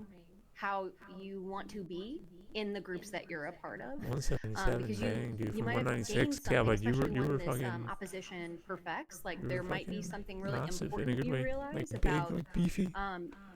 what you need to kind of embody on a more like explicit level. Like, it's a feeling I had, and now I know like this is a part of me, and I want to bring it out into the world, whether or not people like that, whether or not the group accepts it or not. So Yeah. Let us move along. A good treatment of Virgo there. And let's move on to Leo, where we have the start of this Mars retrograde has been in your 1st house. Now the opposition to Pluto, followed by Mars retrograding into your 12th. Dana, what do you think about this one? okay, well, it's personal, for sure, right? So, but that doesn't, it's not bad. It just means that, like, it's about you. And it's also potentially about the people that you partner with. So, back to that idea that through your partnerships, there might be something kind of being brought to your attention about you. And since it's Mars in your 1st house, Bro, it could be that's about so dumb, what dude. I'm you sorry, care man. about, I what you searched want, what you're like passionate this about. last And week to see if your app was perhaps still the on the Google Play situations Store, and that are it coming up in is. your relationships are, With my review there, my gosh, name and almost like everything. It's they fine. could be bringing up some fears, some latent fears about like who you are and what you're It's too bad, capable of. man. I do Google. my personal experience of Pluto is that it does It's bring up what dumb. you're afraid of. It's all about everything And is that just, again, like we keep saying, is not necessarily a you know what bad I'm thing. realizing? Like a lot of life is just We like maybe need to marketing. know what we're afraid of Just and refuse like to look at, so that no it matter doesn't have so much what you power do, over us. And no that matter kind of the takes us back to Pluto context being or the about power as content, well. So I it's think all this is a just moment that about could be marketing tense and in just partnerships. being an annoying, just There could asshole, be power struggles, but ruining people's ultimately it can help lives, you get at the root of just being something an that you asshole, really selling want your soul. for yourself, and maybe you haven't been able to kind of claim. You know what I mean? It's When like Mars you moves gotta get back like a into the job 12th, to make a company I and do all just that gave a reading to bullshit. someone with Mars in the 12th natally, actually, and we were talking a lot about anger. It's dumb, man. I'm And sorry. I was thinking for Leo rising, Yeah, like, this really is a time where terrible. you We want to can get watch really some honest footage, about your man. anger and when you get angry and why you get angry. Oh man, This could be it's just a so time where if sad, you dude. Like don't do seeing the that, it's houses going to come literally out anyway, and burning maybe not a great on the productive footage. It's like I way. don't I'm thinking about the want 12th to like house being trauma potentially a watch, you place know? where we can self-sabotage, and that's because we're not aware. Like the Okay, things it's that we're Leo. not aware It's of Leo can rising. We're gonna go back. being brought to your attention. Um, I'm Leo's son, but Yeah. Leo rising could Let be us relevant. move along. A good treatment of Virgo there. I'm Sag and let's rising. move on to Leo, where we have the start of this Mars retrograde has been in your first house. Now the opposition to Pluto, followed by Mars retrograding into your 12th. It's crazy, man. It's like some Dana, sort what do you of weird, like okay, well, it's personal. fucking for sure, right? the sins on So, ancient but Egypt that and the doesn't. It's not bad. It just means that like it's about Nile you, turning and into it's blood and also shit, potentially dude. about After the people fucking that you partner with. the So debauchery back and to the, that idea even just that like the COVID through your restrictions in partnerships, there might be California with the something kind homeless, of it was like, being brought I'm to not your saying it's attention God, about but you.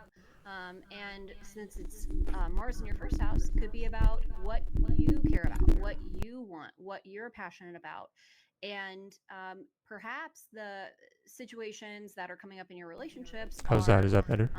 gosh, almost like Is that you better? could be bringing It up looks some better on my fears, screen. some latent fears about like who you are and what you're capable of. Same, what? Um, Why? I do. My personal experience of Pluto is that it does bring up what you're afraid of, and that again, like we keep saying, is not necessarily a bad thing. We maybe need to know what we're afraid of and refuse to look at, so that it doesn't have so much power What over about now? us. And that kind of takes us back to Pluto being about power as well. So, I think this is a moment that could be tense in Is that better now? partnerships. Or could be power struggles, but it ultimately can help you get at the root of Bad for the people who are hurt something that and you the really want wildlife and for pets. yourself, and maybe you haven't Oh been able wow, to that's really crazy, claim. Sailor. When Mars moves back into the Not 12th, judging. I just gave a reading to someone with Mars in the 12th natally, actually, Oh, the and gaze? Oh we no. were talking a lot about anger. And I was thinking for Leo risings, like this is a time where you want to get really honest about your AI. anger and when you get angry and why you get angry. This could be a time where if you don't do that, it's going to come out anyway, and maybe not a Wow, great that's crazy, productive way. Sailor. I'm thinking about the 12th house being potentially a place where we can self-sabotage. That's And sad, that's man. because we're not aware. Like the things that we're not aware of can come up. But it's just like specific neighborhoods. It's not all of LA.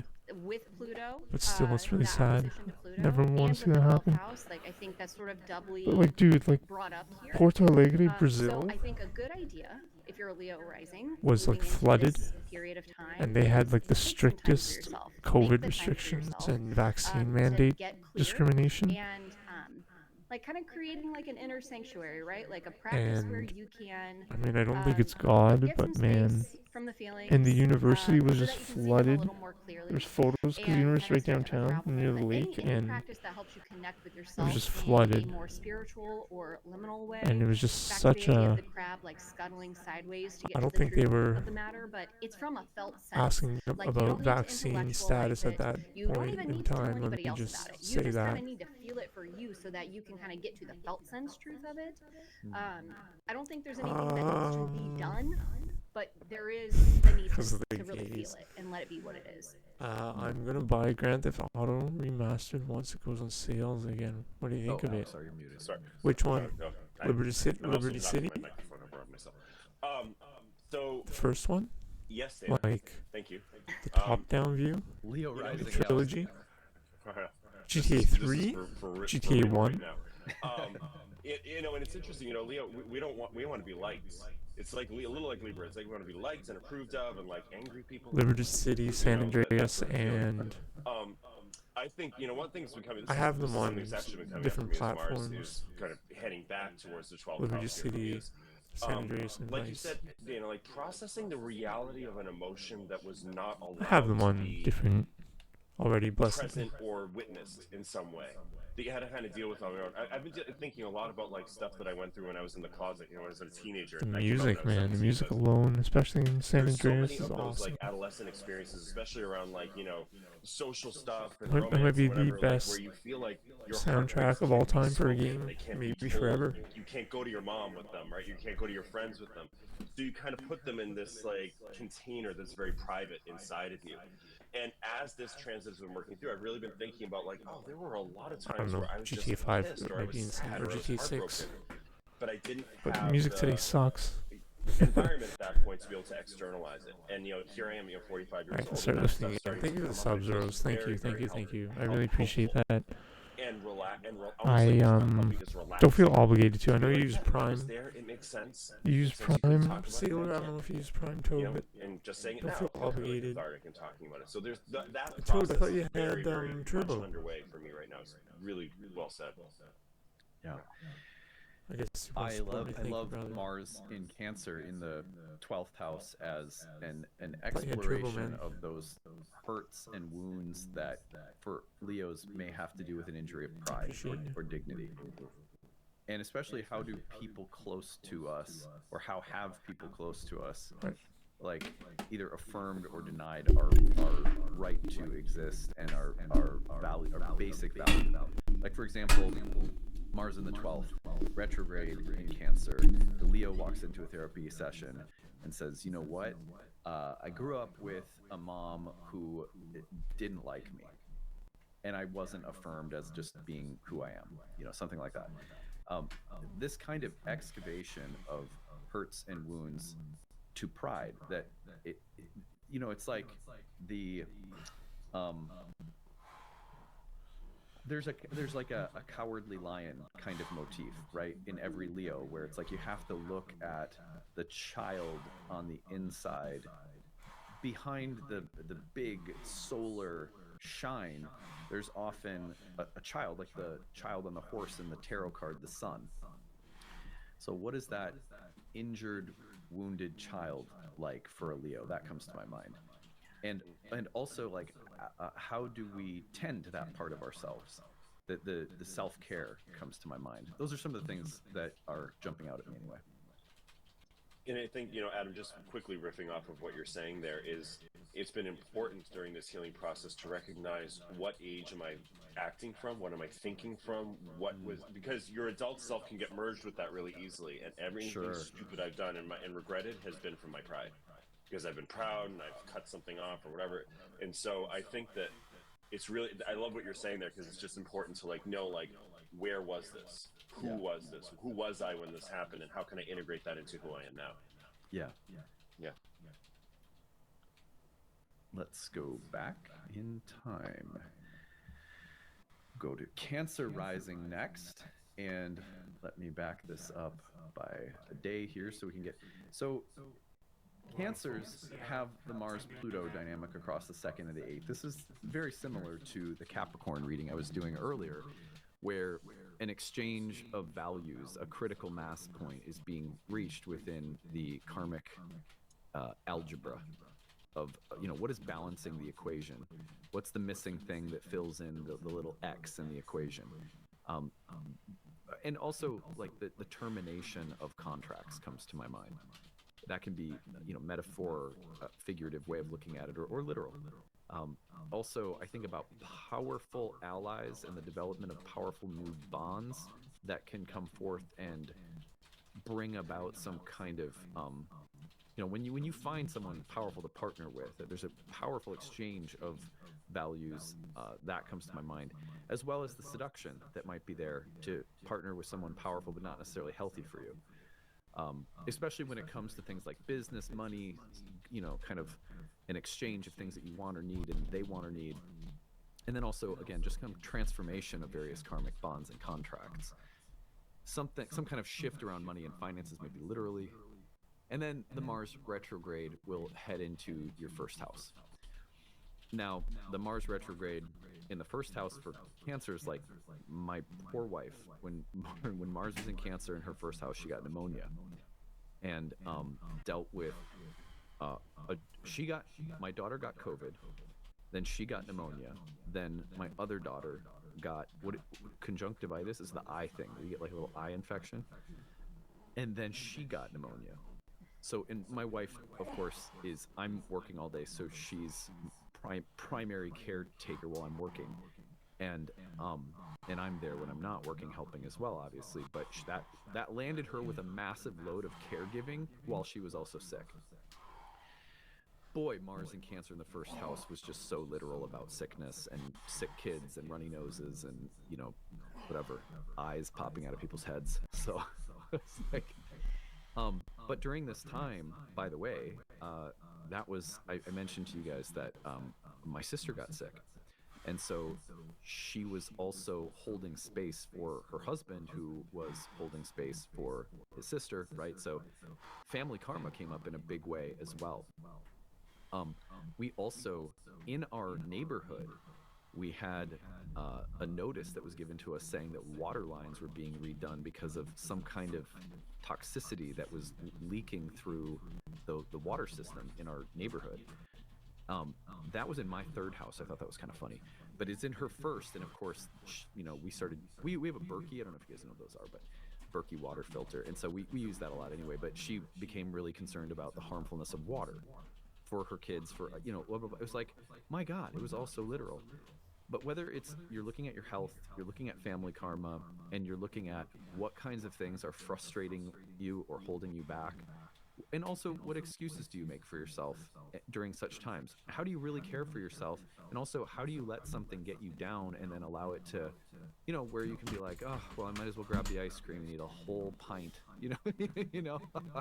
So like something that my wife was reflecting on was how tempting it was during those times to like fall into an unhealthy level of like self-pity as opposed to self-care.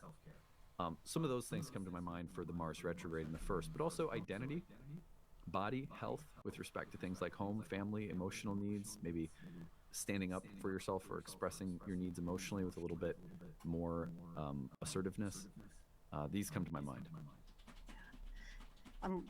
Man, what a rough time for you and your family. That is no joke. It was brutal.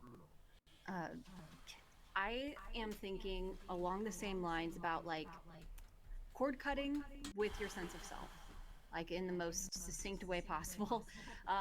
That when Mars comes back to the first house, it's an opportunity to say like, I'm not going to do that anymore. And kind of in the way of saying like, I'm not going to make excuses for like, I'm going to be this person. And if I'm acting in a way that's not the kind of person I want to be, I'm going to stop that. But you're probably going to figure that out by doing the thing. Like you're probably going to eat the ice cream and then be like, oh, maybe that was not a great thing to do. So if that happens, like take that as a good thing. Like, okay, now I have this awareness that like, that's not a way I want to be. That's not who I want to be. And so I'm not going to do that now. Yeah, I'll just tag off of that really fast is that it is so tempting when you get into your feels to subconsciously not realize you're doing it, being like, here's my excuse to go back to the thing I used to do.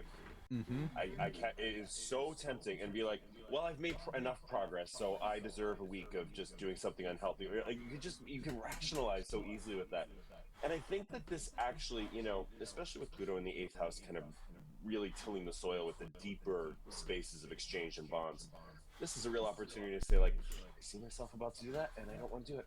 Because like I said, I'm going to feel like crap after a whole gallon of ice cream, even delicious as it may be. But, and tempting though it may be. But yeah, I just agree with you guys on that, definitely. Yeah. Well, Cancers, we send you all the best wishes for self-care, self-preservation. Look at that positive side of that.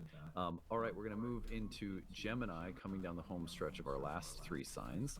And we're going to begin, Alex is going to take us into this one with Mars and Pluto opposing across the 3rd and the 9th, and then Mars retrograding to the 2nd in Cancer.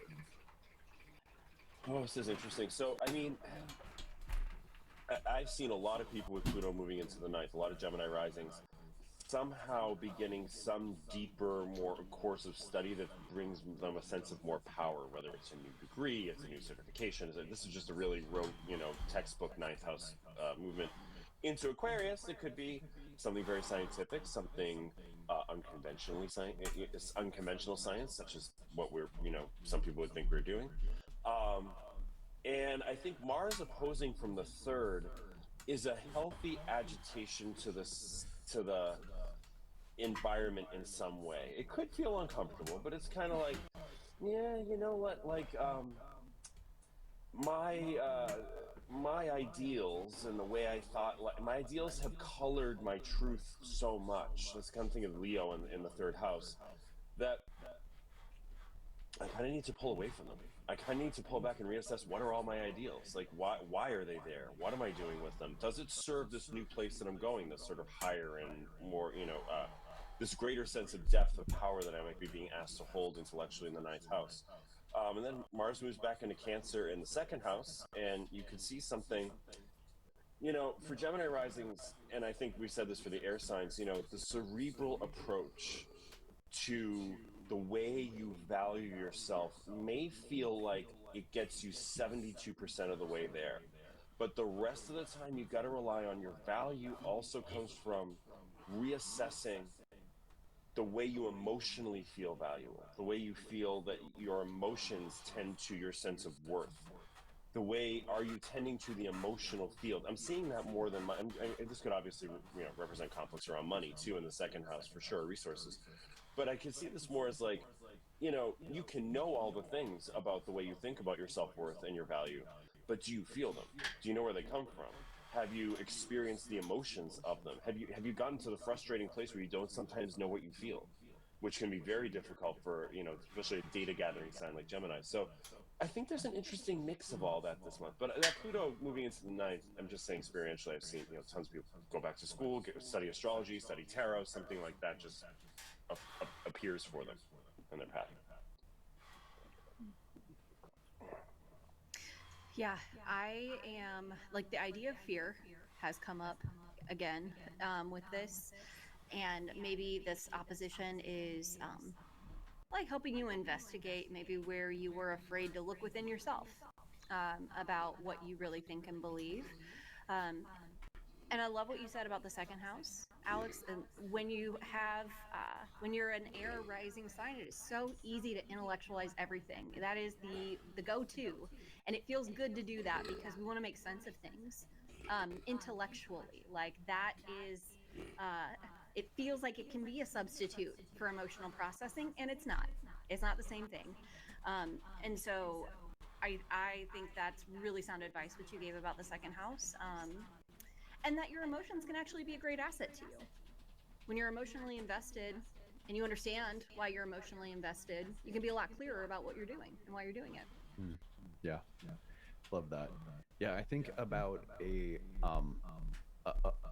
interruption to your sense of what is true or real or right, a kind of intellectual or spiritual shift in awareness, and an emphasis on an idea or a thought or even a debate or some kind of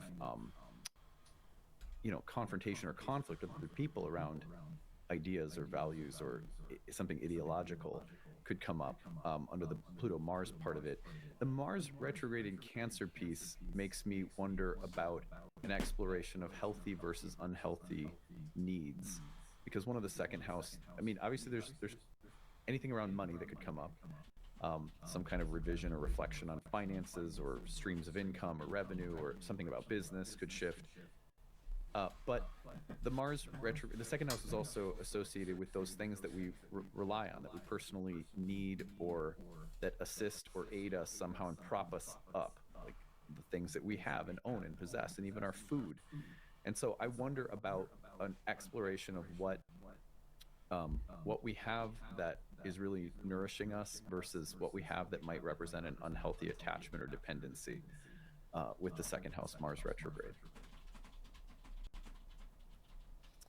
Okay, yeah, let's move. We'll keep going to Taurus rising, and I am going to put Mars back into Leo here. So we'll see the Mars Pluto opposition across the 4th and the 10th, with Mars then retrograding into the 3rd. Dana, what do you think? Okay, so we've got tension between the private and the public life, the home and the career. The Pluto in the 10th is composting and transforming something about how you're showing up publicly. There is an emphasis on evolution, I think, for Taurus risings. And I know we're talking about these two transits, but I could not help but think about Uranus in the first. It's still there, right? Like there's the image of molting came up for me when I was thinking about Taurus risings, like you're coming out of the chrysalis and we're becoming something new. And that is not comfortable. You know, there's a tenderness to that, because you're like a fresh little baby and you're probably still getting, I don't know the technical terms, right? But you're coming out of whatever you're coming out of. And you might be pushed, right? It may not be like a complete choice where it's like, yeah, I feel comfortable now to, like, you know, the Fool tarot card, like I'm gonna go step out. You might be pushed toward whatever you're moving toward. And so this dynamic, I'm thinking about it really triggering your sense of personal power, specifically this opposition. So we want to watch out for power plays, because that could come up here. And you know, it's not like we want to be scared. Obviously, we never want to be scared of what's coming, but we want to notice if that's happening so we can have some sense of awareness around it. When Mars moves back into Cancer, I think this could be showing you where your environment somehow is due for a change. And I think, you know, if we're not kind of conscious of Mars and what it's doing, and the awareness it's trying to bring to us around our environment and what needs to change, it could be easy to sort of blame the environment. Like if I want to be a person that runs in the morning, for example, and there's no sidewalk by where I run, I could say, well, I'm not running because I can't run because there's no sidewalk. Well, if it's something you want to do, you make it happen, right? Like you don't just blame your circumstances, you figure out how to do what you want to do. So I think that, like all of the signs, you know, there is a real potential for empowerment with Mars in Cancer. The key is to understand where your locus of control is and take control where you can take control. Yeah. I like the Mars Pluto opposition across these houses in terms of a something that has to be some again, we're kind of talking about this with Scorpio a little bit. It's like a process that if you trust it rather than resist it just because it's frustrating, that if you allow some kind of process of revision or what feels like regression or temporary setback to just run its course, that things will get better, and it will be much better than if you sort of rail against the natural order of things. That comes to my mind also as a Taurus rising who encountered this under the first Mars Pluto opposition, trusting the process rather than pushing against it. Also, some of the split between home stuff and work stuff, you know, just the dichotomy between pressures and transformative forces entering the workplace, and also a demanding energy around the home and family space. So, you know, those are two areas for Tauruses that could come up. And then the third house Mars retrograde, to me, you know, not surprisingly, it was all family drama. We had detour signs throughout our neighborhood. Our local gym was closed. We had to drive 15 miles to get to the other gym that's affiliated, right? The water pipes. My kids were sick. My sister was sick. So that third house can affect the fish tank that you live in. It's just like, oh, there's chaos in the fish tank around me. And yet that chaos is something that there's intelligence in what's happening there. Those things are symbolic. You know, even I got a lot out of sitting with my Jungian therapist and talking about like the water pipes in the neighborhood as a psychic symbol. You know what I mean? Like you can do a lot with things happening around you that don't feel like they're exactly yours. They're sort of peripheral. As a native third house Sun and Mercury, I can tell you that a lot of my life has been spent on reflecting on things that are happening in the church community I grew up in, and the people around me, and the schools and environments, and so the local environment is going to be filled with interesting feedback, some of which you'll have no control over, and some of which may also require that you sort of step in and be a helper or be an advocate or something like that. I think just my focus here is on Pluto in the 10th, which is, to me, removing the corrupted data bits from your career. What are the bits in the programming of your career that no longer run the program smoothly? It just doesn't work. And you know what Pluto does, and a great blessing, I've said it a million times, Pluto will make that clear. It'll be like there's something here that needs to be removed for the general health of the greater system. And in Aquarius, it's often kind of like a little you know, it's like code. It's like, you know, recoding something here, taking this data bit, taking this data bit out. But that would have to do with retooling a job that feels much more like refreshing and life-giving and ready for where you are now in your life. Yeah. Let's finish this out with Aries rising. Sorry, Aries, the first shall be last, and the last shall be first. I'm just kidding. Okay, let's see here. There's Was that Dr. Evil, Adam? I couldn't quite get the accent. I feel Dr. Evil. Yeah. Oh my God. Dr. Stupid. So here's Mars opposite Pluto if you're in Aries across your 5th and 11th. Opposite Libra, what I said earlier, where I don't think Aries have as much of a problem asserting or expressing themselves compared to a Libra with the more calculated social considerations. But Pluto in Aquarius will make it absolutely apparent to you that your will in your way is not the only way, that there's some kind of greater social container or reality that you need to adapt to, or that you still need to be yourself, express yourself, have your own will and way and creative essence coming through. But you may find, for example, that the group you've been in is no longer the right one, or that the group that you're in needs you to slightly modulate your dimmer switch. So the social versus collective tensions for Aries are really powerful right now. The social versus personal, the collective versus personal. Things with respect to your creative path and what are the best people or groups to support that or be a part of that, those things come to my mind as well.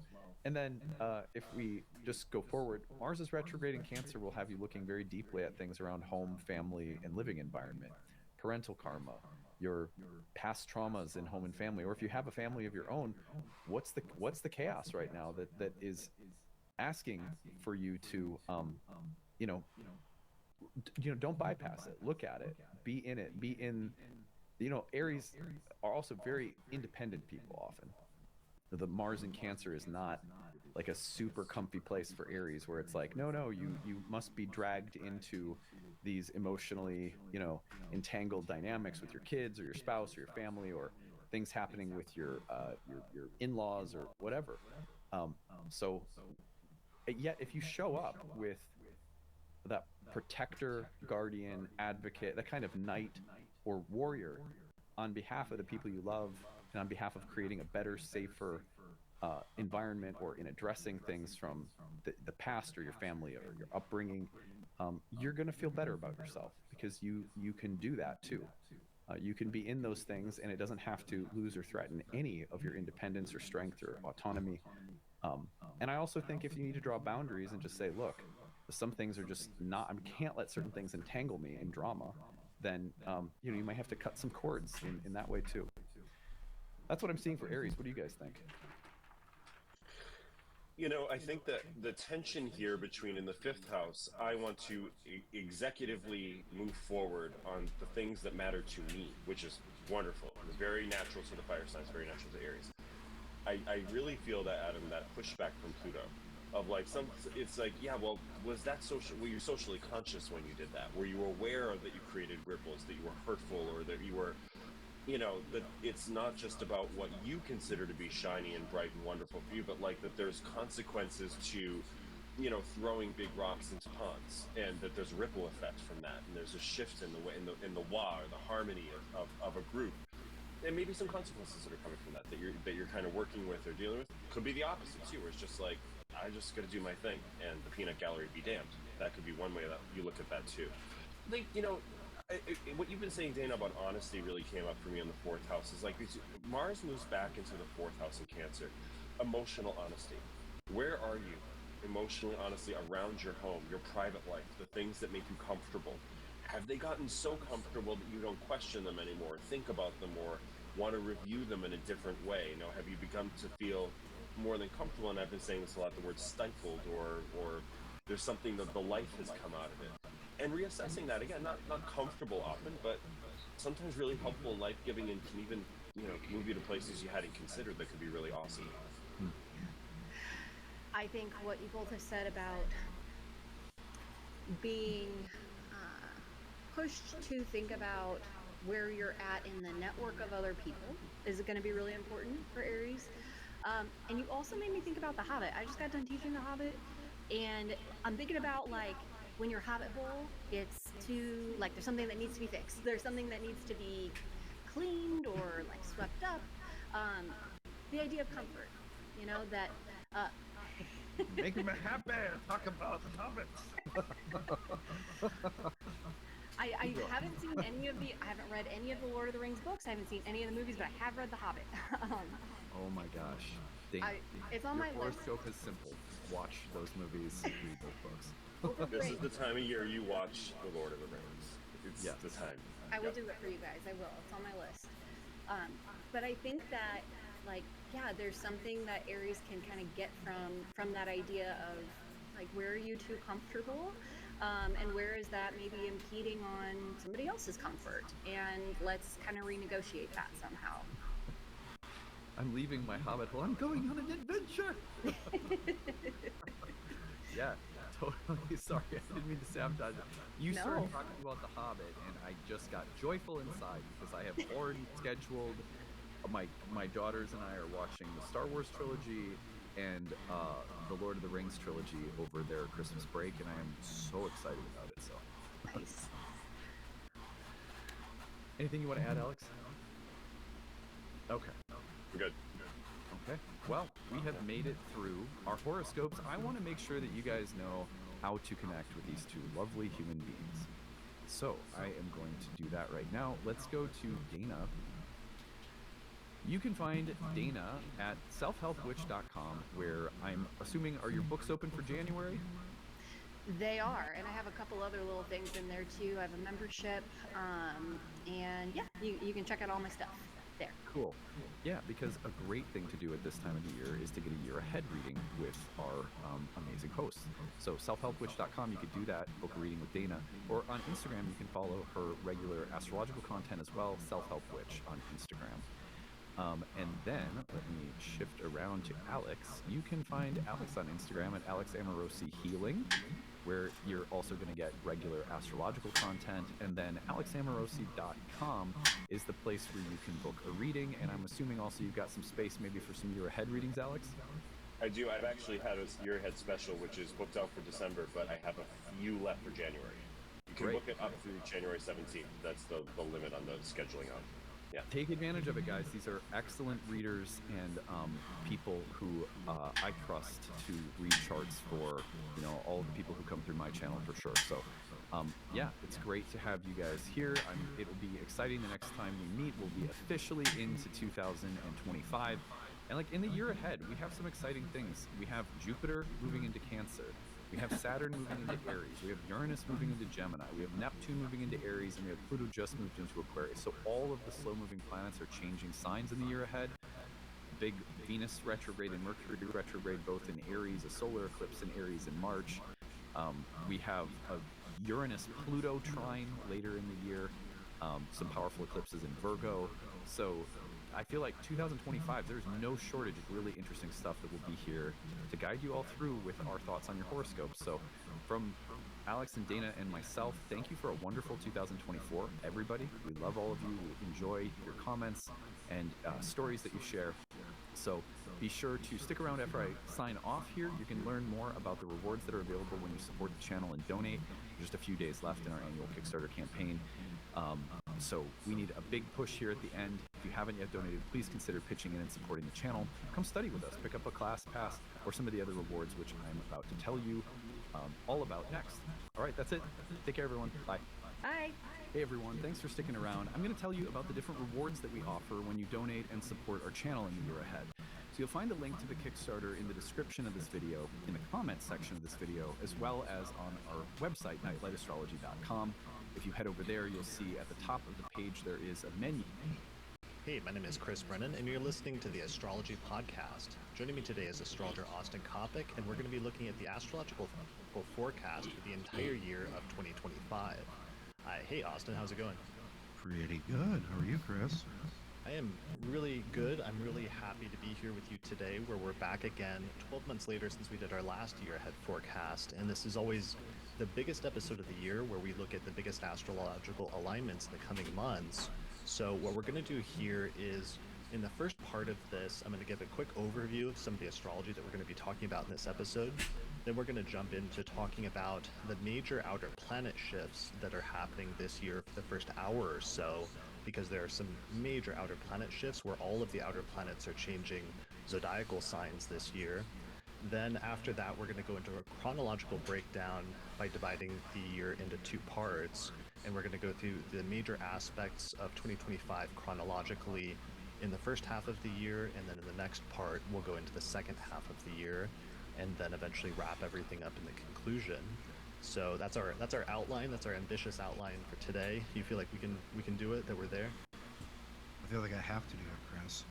We must do it. We're talking about being on like a ski slope, and you just have to. That is 2025. Like the momentum is taking us, and we are on our way. Yeah, I feel like Johnny Mnemonic. Like my brain has been filled with way too much data, and if I don't get it out, I will have a cerebral hemorrhage. This is the only way to get it out. I've never related more to one of your memes. That's a good one. All right, so I want to first start by showing some images and some diagrams for those watching the video version of this episode. So this is the planetary movements calendar that shows where the planets start at the beginning of the year and how far through the signs of the zodiac they get by the end of the year. And one of the things that it shows is how many outer planet ingresses there are of planets changing signs this year. Another image I have is the planetary aspects calendar, which is a poster actually that Madeline Dacote's designed from honeycomb.co, and we've been collaborating on this over the past few weeks to give you a snapshot of all of the major planetary aspects that will take place over the course of the next 12 months. And I'll be referring back to this at different points just because it's really useful for showing like the Saturn-Neptune conjunction that comes within a degree this summer, or for some of the different Mars aspects that take place in the fall, and so on and so forth, and just looking at things from the perspective of either a 3-degree orb or a 1-degree orb when things go exact. In terms of what we're going to be talking about, I saw a post recently on Reddit which was like, you know, why is 2025, why have astrologers been saying that 2025 is such a big year? And the reason for that is that there's outer planet shifts of all of the outer planets, and that is not something that happens.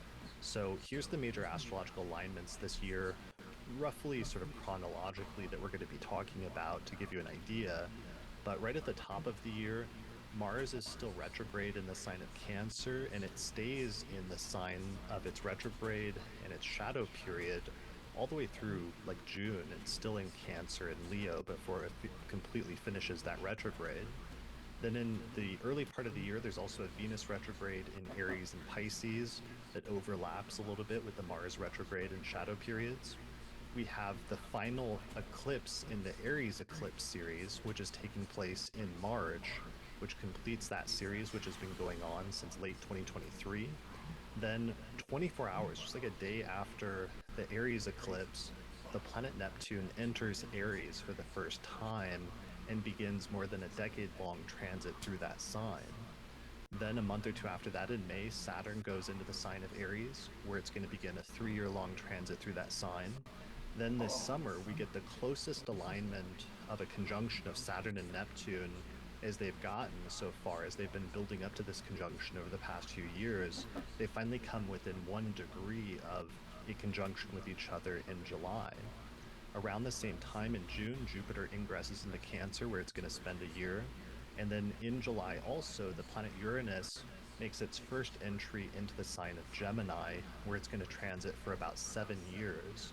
And this is a hugely monumental transit, especially for the United States that has Uranus and Gemini in its birth chart.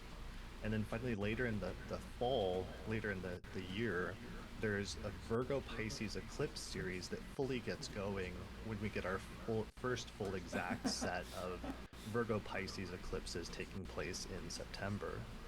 So it's going to be a very, very big year, and yeah, we have a lot to talk about. So let's start with outer planet transits, and just like emphasizing that maybe for people that are new, some of these outer planet, like Neptune takes something like 14 years to go through a sign, Uranus takes 7 years to go through a sign, Pluto takes a decade at least, and to have all three of those planets changing signs this year essentially, because Pluto only just recently went into Aquarius for its final time, so it kind of counts. That's pretty monumental, and I think 2025 is the year that everything changes, basically. Yeah, it's a monumental pivot in direction, because not only do we have, right, when an outer planet or any planet moves into a sign, that means it begins operating in a different way, affecting different things, and so you get themes for as long as the planet is in that sign. And with Uranus, we're looking at 7 years. So our arc, which is ending in 2025, is Uranus in Taurus, which has been there since 2018. You think about if you think about 2011 to 2018 and 2018 to 2025, there are very clear identifiable differences. And then we also have Neptune changing, which is about twice as slow, right? So it's Neptune in Pisces, which first ingress in 2011, and so 2011 to 2025, we think about cultural trends, we think about more than cultural, but cultural trends. We've got a whole 14-year period. That's about to switch, right? It's 2011-12 again. And then with Pluto, it's even longer. Pluto is, unlike Uranus and Neptune, variable in the length that it spends in each sign. Minimum is about 13, 14 years, and then maximum is about 30. Right now, we're moving from Pluto in Capricorn to Pluto in Aquarius. We've just done that. That was 2008 to 2024, so 16 years. Again, think about all that's changed. And what we have just entered will last for basically another 19 years, right? So these are all shifts with significant medium and long-term consequences, right? Before all this is done, we'll all be 20 years older, right? I will be in my mid-60s, et cetera, et cetera. My child, my infant will be a walking, talking man creature that I will have a hard time recognizing, at least from how he is right now. Like, this takes us pretty far in the future, and even the shortest one, right? 7 years. 7 years, everything changes in 7 years, right? Your 11-year-old graduates high school in in 7 years. Think of where 7 years ago was what, like 2017, 2018 from now, and just how much all of our lives have changed in the intervening years, and how much even all of our lives changed in that 1 year in like 2020, and how much that shook up things. But now we're going into a period where there's lots of changes of different outer planets and different things. With each of those outer planets, they're all moving into a new sector of each of our charts and shifting into a new whole sign house. So on the one hand, there's a new area of our life that's going to start becoming much more active with a different astrological energy and indicating changes in that area of our life. But then at the same time, those outer planets are also finishing up very long transits where they've been in our certain sectors of our charts for many years in certain whole sign houses. So it's also closing down this year and making the transition from one chapter to another. Yeah, and because all these cycles are so long, those planets' presence in that part of your life, wherever Uranus, Neptune, and Pluto have been visiting, has just become normal and is taken for granted. It's very hard to not just fall into the assumption that that's just how life is. And in a couple of years, you'll have, or maybe even this year, you'll have the context of not that. You're like, oh, that's not how life is. That's how that period of time was. And that period had a beginning and an ending. But for Pluto, right, 16 years ago, if you were 36 years old, it moved in when you were 20, right? Like you haven't had, you barely have any any time as a cognizant adult that wasn't Pluto and Capricorn, right? So it's very, we just, we don't have the context for these things until we get older and things change sign. And so there's a lot to say about these changes individually and collectively, but yeah, they're important, and you'll notice them inside and outside. Well, and if that wasn't enough with all of the outer planet changes, with every single outer planet changing signs or getting settled into new signs this year, also all of the inner planets go retrograde this year, which is also something that doesn't happen every year, where we have overlapping Mars retrograde and Venus retrograde transits, in addition to, of course, the 3 Mercury retrogrades that happen each year. Thank you so much. Planets are showing some really major Sailor Curse. turning points happen as well. Toro bro for the Their subs. Thank you, individual bros. retrograde cycles. Yeah, Thank and you. Jupiter changes signs, but Jupiter changes signs once per year. The nodes, the head and the tail of the dragon, the eclipse indicators change signs at the very beginning of the year. That's a 1.5 year Sick, buddy. cycle. And Saturn changes signs, which is a 2.5 year cycle. So pretty much everything. Yeah. Well, let's get into our first one then, which is, I want to talk a little bit about Pluto and Aquarius, because even though we've been talking about this transit for at least a couple of years now on the forecast episodes and the year ahead forecasts, because Pluto first went into Aquarius in early 2023, so that means we've been dealing with it for almost 2 years now. This is going to be the first full year of just Pluto and Aquarius, of Pluto staying in that sign. And because we just saw the final ingress in November, I was really struck by some stories in the news, because it seemed like there were some omens or some previews of things to come. And in the same way that in retrospect, Pluto's initial entry into Capricorn started with the financial crash, and also the invention of like Bitcoin, which then grew and developed over the course of that entire transit until it culminated in Bitcoin. I guess it means more now that I met him, right? Departed from Capricorn. It means more that now, like he doesn't remember me. I mean, he might if I now or have been happening talk in with the him, past but couple of years that are giving us I doubt it. But I mean, like, preview, basically an omen or an idea of what this entire it's handwritten too. transit is gonna be It's about. with ink. So obviously, signed. artificial intelligence has Alright, been one thank of you, those bros, thank you, things bros, that's thank you, emerged thank you. in the past couple of years.